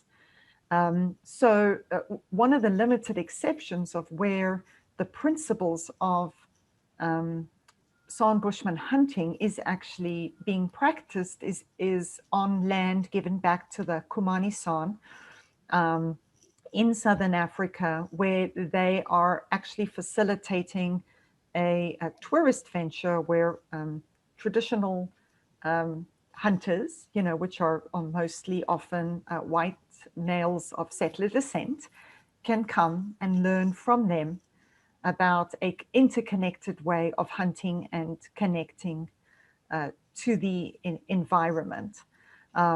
So my hope is that simply by bringing voice again to this practice, that people will think differently as well about the opportunity and potential of hunting, which is still widely practiced in the world today and very, very popular, and not really associated with environmental conservation. And so in part, I'm arguing that it is actually a potential tool for environmental conservation if you engage in the practice of hunting through not only noticing, but through building relationship with what you are noticing during that process of hunting. And this is why it's important for me that there is a spiritual or religious aspect to this. Jake always sort of points out that the separation of religion and life it took place only after the Enlightenment. And so I'm arguing here that in a primal perspective, there is no separation between the liminal world of ritual, the world beyond, and the here and now. They are separate domains, but they're interconnected in a Deleuzian way that I'm trying to explain. And so engaging in that process, so even the act of engaging in hunting from that multidimensional process, I think can have a huge impact on the way that people approach their environment. As you go, thank you, Chantal. That's great. As you continue on that line of thought about hunting and wildlife conservation, there is quite a body of literature that on both sides that contests it. I'm aware in Africa that oftentimes trophy hunting, which is obviously very, very different qualitatively, is used to sustain some parks and preserves. So it just like to move into that area, it's highly contested terrain. And it'll be really interesting to think about the primal practices of hunting or indigenous practices of hunting in that Watson and Huntington article that you cite. Similarly, in Canada, the practice of primal or indigenous forms of hunting as opposed to a modern or industrial style of hunting is quite qualitatively different. But obviously a different and future project. I hope.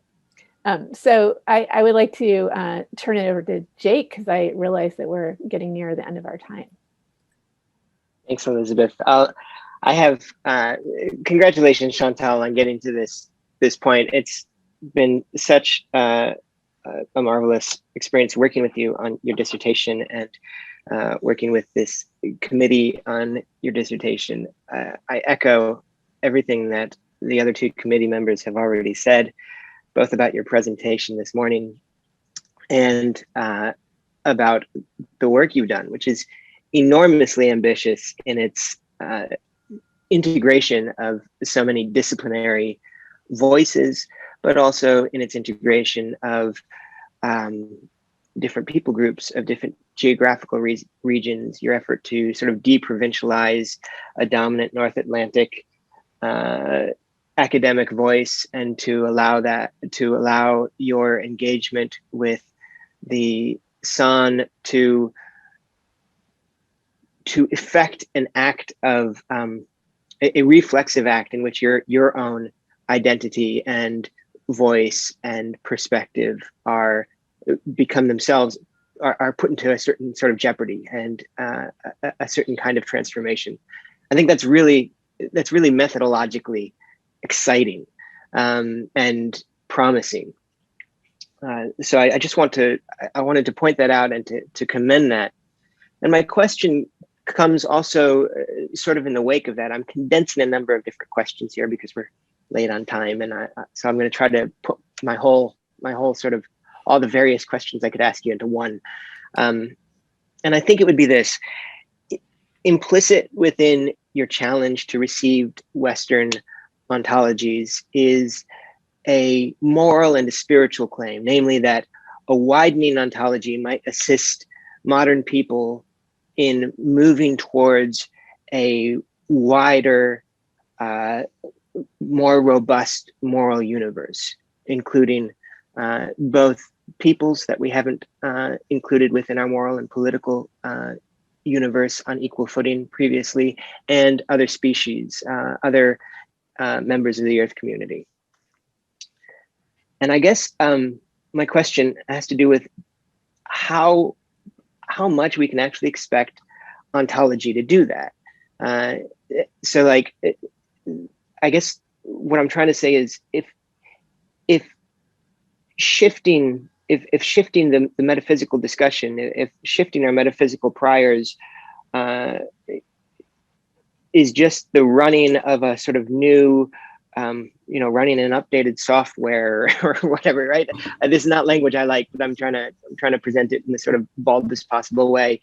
If it's just sort of shifting our theoretical perspectives, how does that change our actual relationships? And I heard this implicit in both Matthias's question and Elizabeth's in some ways. And the other side of my question would be, is it a question of changing, you talk about thinking differently, is it a question of changing what we think? Or is it a question also of changing how we think, the very process of thinking? That Deleuze quote that you referenced during your presentation, the one about becoming, if I remember correctly, that about becoming involving these zones of proximities and the sort of sheer individualities of affect and stuff. If I remember correctly, Deleuze was writing about the very process of writing there. So he was talking not just about something that's out there ontologically in the world, that we establish these zones of proximities in which becomings and becoming's animal are possible, as it clearly is in the hunt that you're studying. But also he seemed to think there was something that could be done in scholarship, in writing, in thinking, that involves that same sort of not just shifting to a different script, not just an armchair philosophical shift of what I think about the world, but something more substantive that was at risk in the very task of doing philosophy, so that we move from thinking about to ourselves being transformed, and thinking being the sort of thinking being in some sense what's created through that transformation. So those are a number of different thoughts. I think there's a kind of question in there that has to do with the adequacy of shifting theories and shifting ontologies, and what else is required above and beyond that. And maybe as a writer, what kind of a challenge does that present to creating a dialogue with the academy more widely? Thank you, Jake. So first I want to say, I don't think it's about what we think at all, because I don't believe we should be trying to tell anyone what to think or prescribing what to think. It's about re-engineering the process of how we think to a greater level of complexity. And so one way to sort of describe this is that I don't think ontology does have limits and philosophy has limits, which is partly why it was so important for me to bring these different things together. So if I return back to Matthias's 3 domains of being, it's about being able to hold the complexity of multiple things together, which is something that we're entirely trained not to do. We don't actually have the tools to do this anymore. And Pierre Duplessis, a recent PhD graduate, someone who defended in 2018, who worked with the same Son Bushmen that are represented in the film The Great Dance, at a time where hunting was no longer possible, he did a study that in some ways had some similar objectives to mine on the art of tracking and how tracking affects a different way of seeing the world and thinking in the world. So you have these very literal somatic acts that have been used for tens, if not hundreds of thousands of years for humans to simply survive. And what we're learning now on a very scientific level is that engaging in those practices, these physical practices, trains the brain to be able to hold multiple spheres together and trains the brain to think differently.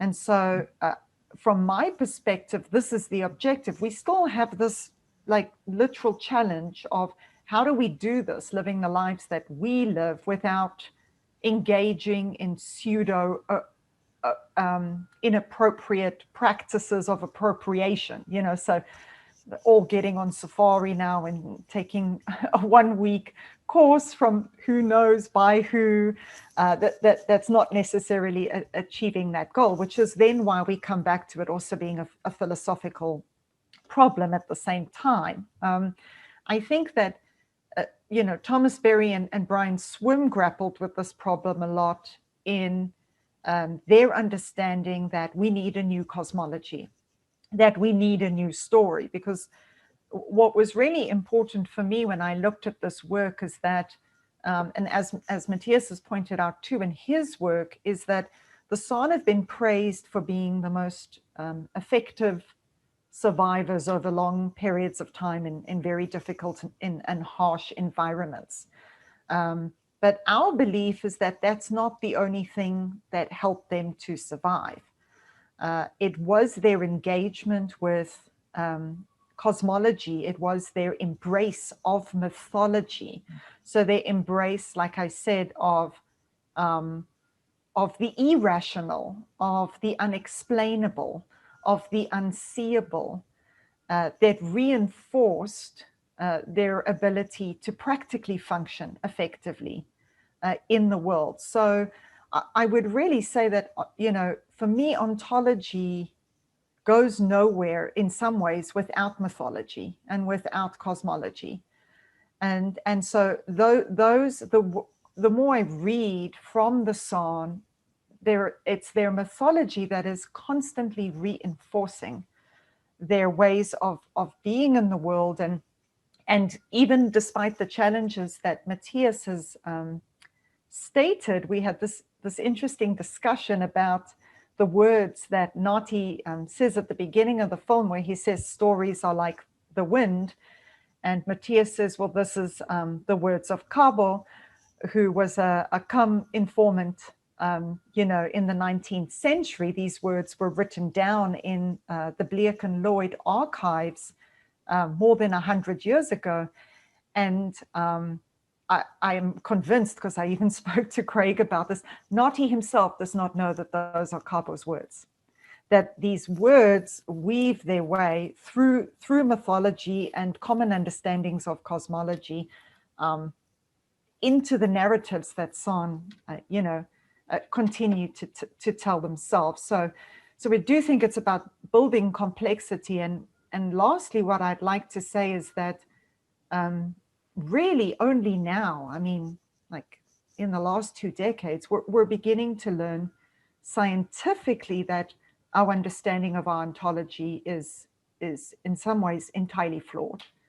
You know, so if you look at the way complexity science is redefining individuated form and species, I think that eventually that will match, and I talk a little bit about how that matches what Deleuze and Guattari were writing about. And this is why I so dearly wanted to work with Deleuze and Guattari's work, because it was and is my intuition that this is exactly what they're trying to do. They are trying to challenge us to re-engineer the way we think. Thank you. Thanks. That your point about mythology and story, I think, is really important here. In that,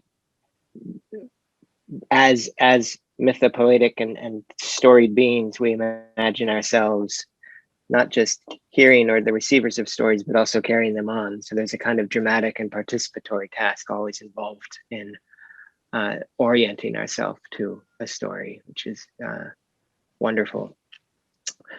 I recognize that the hour is getting late, so I want to ask the other committee members if they have any additional questions or comments they'd like to make before we retire into our private room for deliberation. No? Okay. Then Shmi, can I ask you to put us into a little room, just the 3 of us? And during this time, the rest of you can have a chance to talk with Chantal.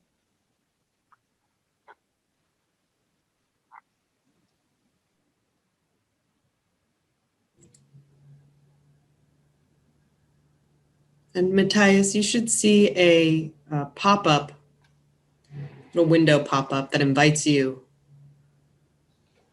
to join a breakout room. Okay, join.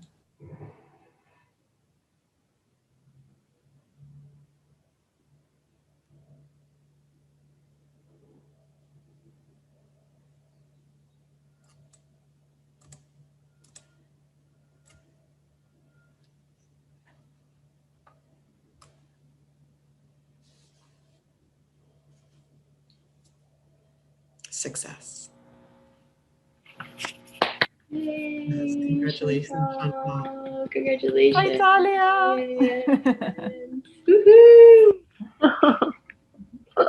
Sorry for the technical difficulties. I got so overwhelmed with the screens, and then you click on the presentation and the Zoom disappears, and then and then I'm sitting there and I'm like, oh my gosh, it's too much going on technically.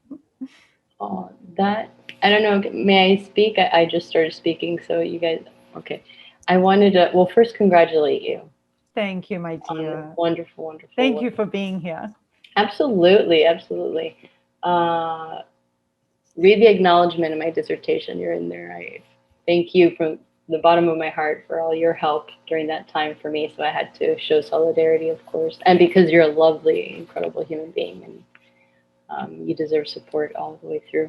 I do have a question, and I'm wondering what you think about this. I guess thinking more like anthropology and social change, which are also your family, as you said. How much of, like, for example, the use of the word hunt, right, as having a historical, or the etymology stemming from the Western world, that, you know, Old English, Germanic roots. Like, how much of that do you think fully really describes this practice that you're talking about? And the reason why they came up, this question surfaces because I remember also during how the history of how Two-Spirit came up in conversation with indigenous communities, where after the horrific event of a particular murder of an indigenous person, the term LGBT or gay, which is what we use here, wasn't enough. And the indigenous community said, no, we have this practice, so we get to define it, right? The indigenous community got to define that practice.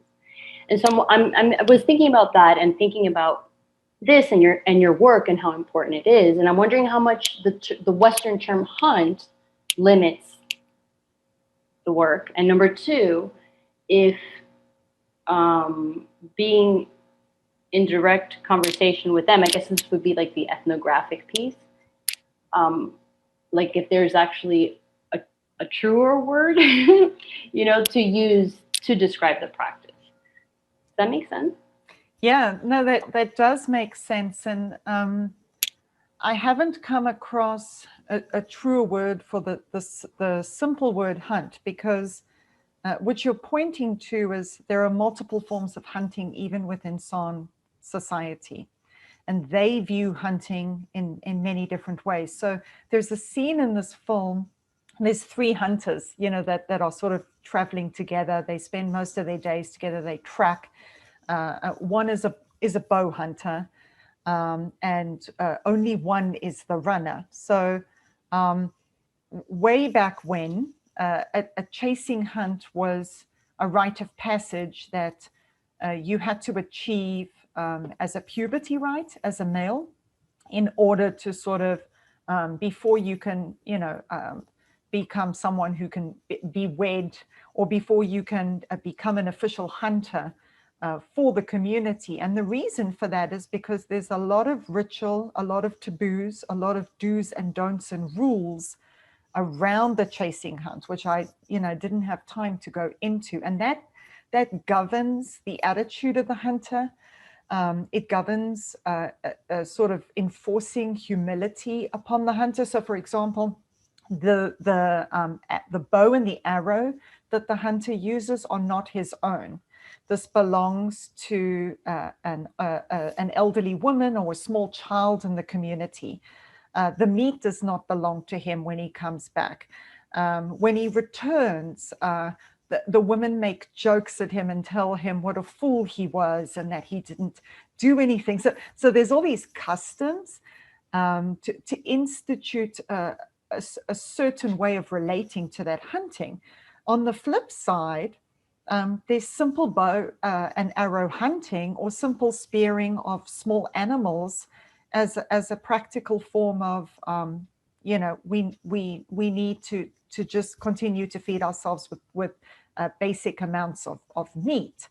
And so they refer to those as hunting, but the hunt to the death, for example, as you heard them refer to it, the running hunt, has an entirely different connotation to it. And this is why I chose to discuss this particular form of hunting, is because I'm fully aware that a lot of hunting is purely practical and meant for mere survival purposes. But there are specific forms of hunting which shape our psychology in a different way, and that's what I was more interested in exploring.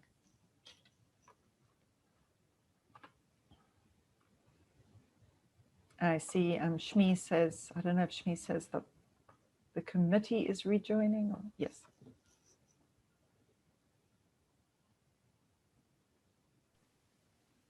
Are we all back? Let's see. I see Elizabeth and Matthias. Great.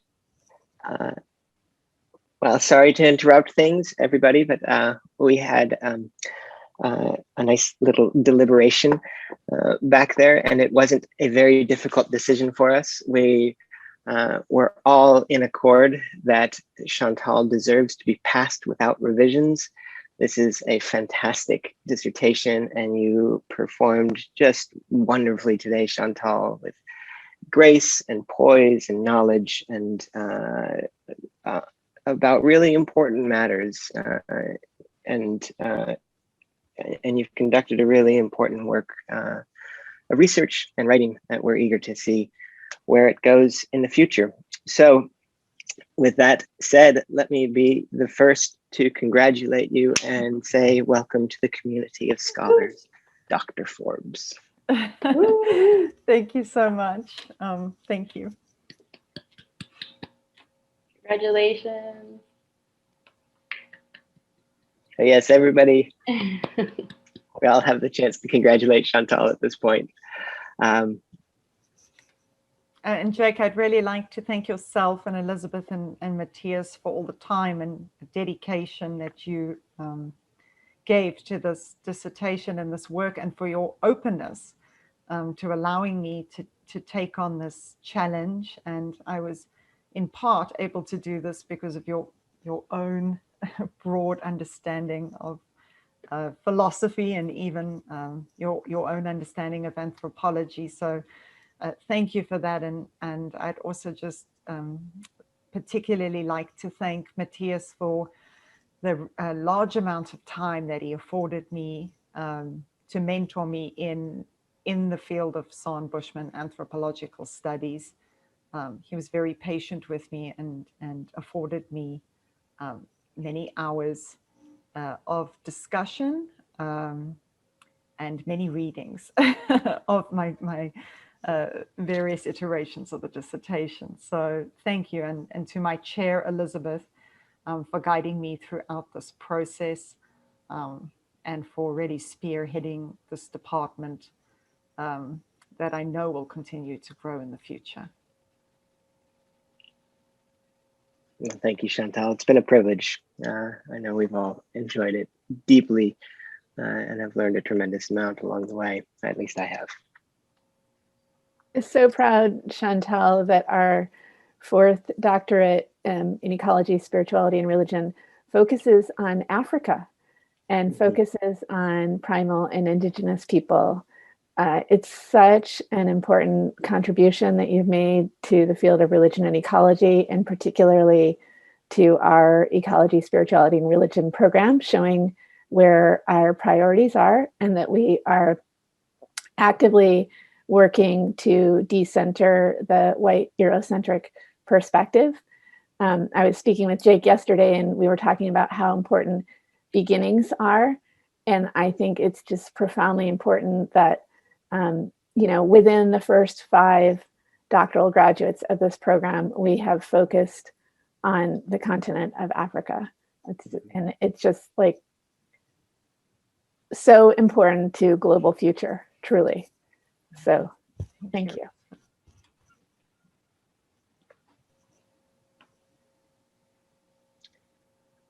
Well, I also know that we've gone over time a bit. Some of us have other commitments coming up fairly soon. Chantal, Shmi, is this room open for a while? Is that? Yes, we have some time here. Mm-hmm. Okay, well, that's wonderful.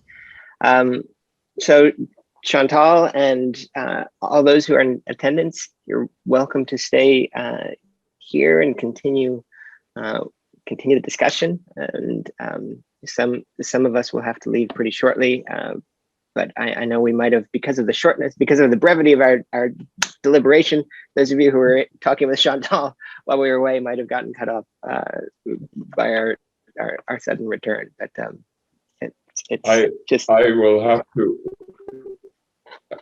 I just want to say, Chantal, I enjoyed working with you on your project very, very much, and I learned a lot, and it's opened new vistas.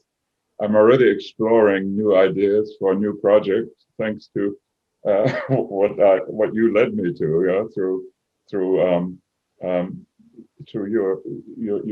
your work. Yeah, I thank you very much, and I would say this is really if we weren't if we were together in the same space, it'd be time to open a bottle of Cape wine, right? And, and say cheers. And I would say, especially Nederburg. I recommend that one. Yeah, that's a good one. the Sauvignon Blanc. Okay. I need to go now, and because I have to walk the dog. And well, we'll be in touch. We'll stay in touch, I'm sure. Okay. Thank you so much. Bye. Bye, everybody.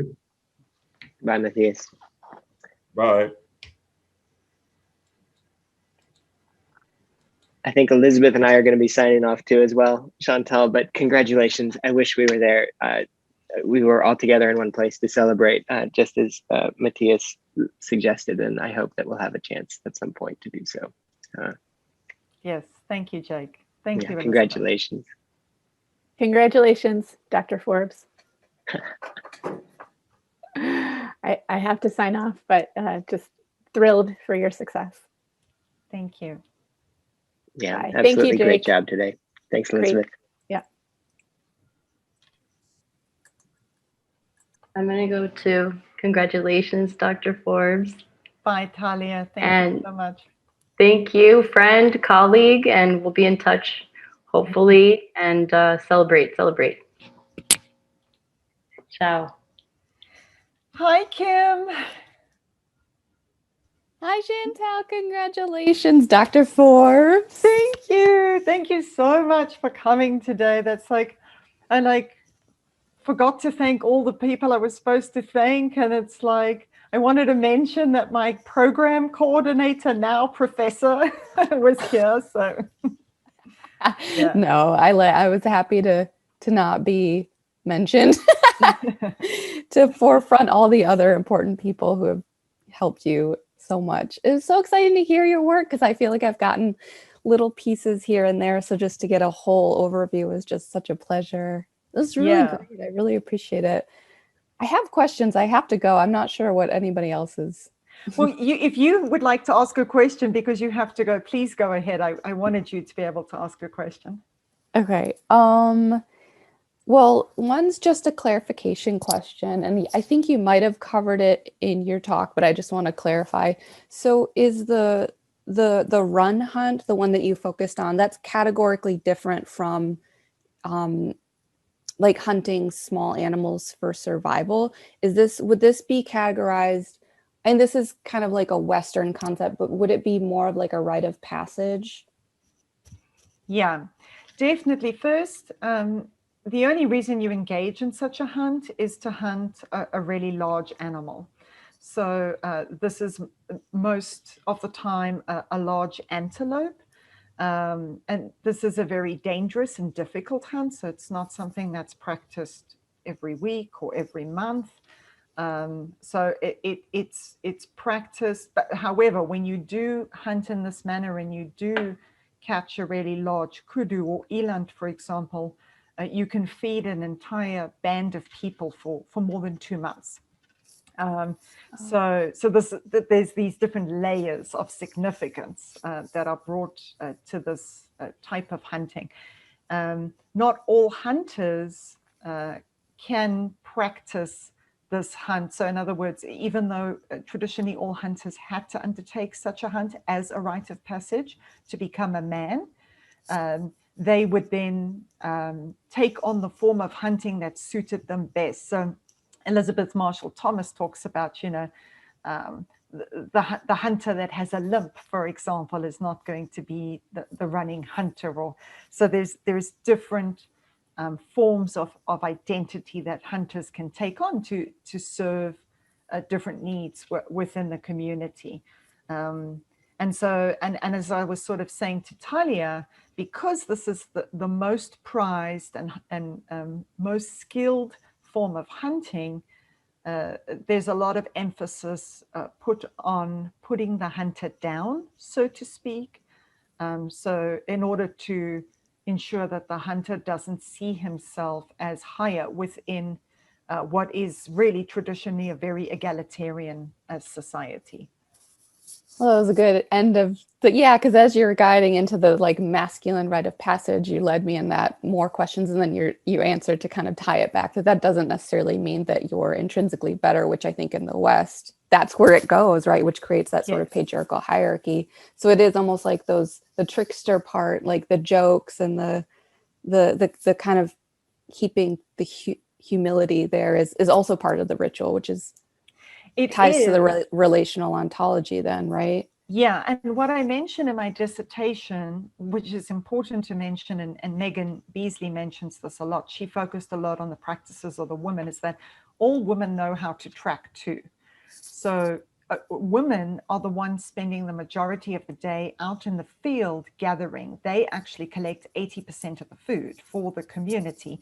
And so they will often come back and tell the men, we saw these tracks, we saw those tracks. You know, they have this tradition of storytelling around the fire, and something that's very much a part of Son cosmology and mythology is telling stories about animals and how the animals move and behave in their different environments. So the women are very much a part of this process, even though there are very practical reasons why females do different things to men. And a lot of that has to do with child rearing and childbearing.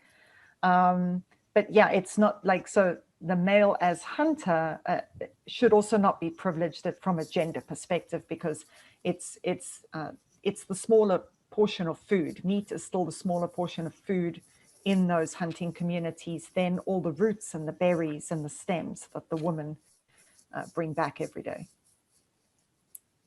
Cool, awesome. I have more. I have to go, but I don't want to take up too much time, and I'm sure other people have things that they want to talk about.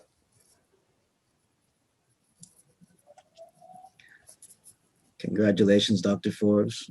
Hi, Reggie. So great to have you here today. Thank you. Such a pleasure and honor. To be honest, I'm struggling for words right now, because not to get too deep into the personal aspect of it, but the health actually has been a bit of a challenge of late. As a former dancer and one who had acquired a disability and had to navigate paralysis, some of the things that helped me actually regain my somatic experience was to,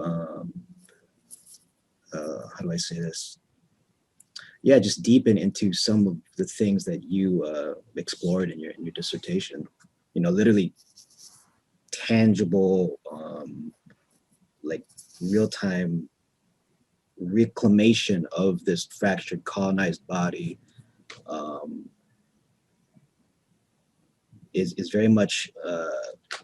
I'm actually being honest. I'm a little emotional actually after your share, because things are really coming online, like in real time right now for me. Like I actually had to undergo spine treatment a lot these past semesters, and I think where your inquiry is positioned, it really speaks to. I know you spoke to primal explorations, but as a somatic therapist, I'm now thinking about the phenomenon of transference and countertransference in a primal way, not strictly in the clinical sense, but in like a real, like, you know, imminent, lived oriented, you know, perspective. So I just want to thank you, because I do feel like a better therapist now, just after you know, listening to your presentation. And I would love to actually take time to read your dissertation, because you know, it just seems so essential. Well, thank you, Reggie, for sharing that. And I've been aware that you've been having these sort of challenges, and I sort of look out for news for you in terms of how you're progressing. What you're referring to is really interesting, in a sense of, like, when Jake was asking his question, we were talking about retraining ourselves to think different, which, as you're talking about, reverberates in the body. And so one of the interesting things about this type of society that I value so much is Elizabeth Marshall Thomas compares their sense of memory and the way that they function with memory to elephants. So she explains, so she doesn't compare elephants to them, which I sort of also like. She compares them to elephants, and saying that They have a multi-generational collective band memory. So they have a belief that we only have the ability as each individual to know so much. They don't have the expectation that each individual has to know everything else that the band knows. But it's through the band and through they value independent personalities within that band, various functionalities in the band. Like I was, in the movie Nati, makes a lot of jokes about Corsi, the bow hunter, and what a bow hunter is like, and the characteristics that a bow hunter inhabits versus Koroha, the running hunter. And so as a band, that memory then moves forward from generation to generation, which I do believe sits in the body. And what Matthias was talking about in terms of the disassociation, and there are actually studies being done on this right now, I think this is now finally the result of colonization and of slavery. It's these, specifically the last 200 years of forced ways of being, of these types of communities being forced to retrain themselves to think into a different paradigm. And this is why they can't associate back to those old ways at the moment, and in some instances they are reclaiming it, but I think it's visceral. It's because they were physically trained to behave and engage in the world in a different way, which then I think impacted their psychology as well. I mean, I resonate so much, so deeply with everything you're talking about, and I think your inquiry is and the trajectory of it is positioned so beautifully to really assist in developing a truly inclusive consciousness. Like one of the misconceptions I had about somatics is that it dealt like the somatic body was only a human body, but director of the program, Don Johnson, was very quick to initiate us when he took us on a hike and a retreat. He's like, look at that tree over there. Look at that bird. Those two are somatic bodies. So like when I was listening to your presentation, I was like, this is it. So I'm so interested to see where, where you may choose to take this work. Cause again, it's so potent, so profound. Yeah, truly. Well, thank you, Reggie, and I'll let you know once it's finally published and through technical review and all those nice things. Yeah. Real quick, Chantal, so I saw you mention Catherine Keller. What of hers did you use, and have you used her concept of the soluble self? Because I was thinking about that a lot as you were talking. I'm just curious. Yeah, so I did not use that concept, and I did not engage her theories directly. So where Catherine Keller was really important for me is as evidence of how Deleuze and Deleuze in the lineage of Whitehead is being used not only in the environmental humanities, but in eco-theology and even in theology. So I was really inspired by the way that Catherine Keller used Deleuze in her work, Face of the Deep. And so right. That's where Catherine Keller came from. And Catherine Keller dialogues as well with Isabel Stengers, which uses Deleuze again in a totally different way. And so these sort of feminist, scientifically philosophical thinkers, I think are doing incredibly interesting stuff with this sort of what to some is considered outdated continental philosophy, which I don't think it is at all. I just think we haven't really fully explored how to engage it. Right, we haven't applied it, spread it wide, and what you're doing is connecting it to.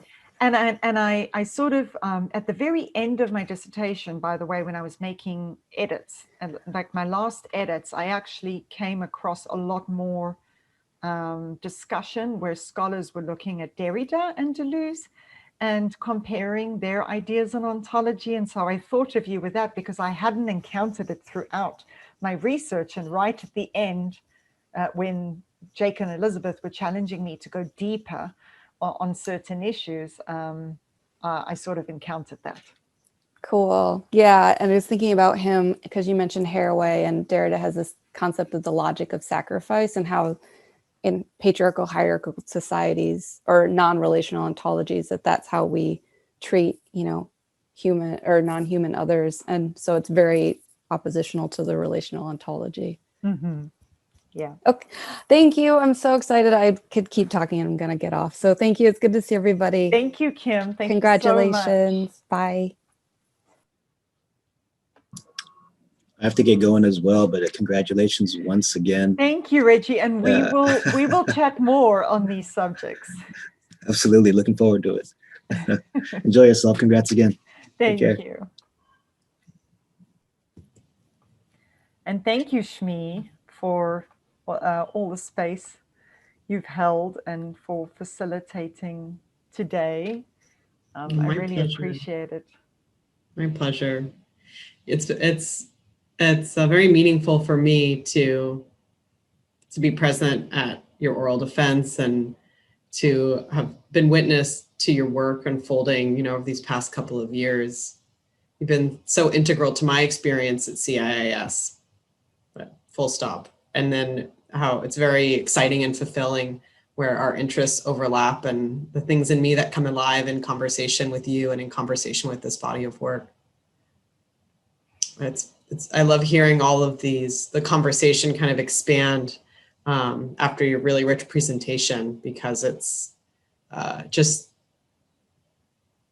begins to hint at all of the nuances and subtleties in our ways of relating and ways of holding community and the embodied psychology of our lives.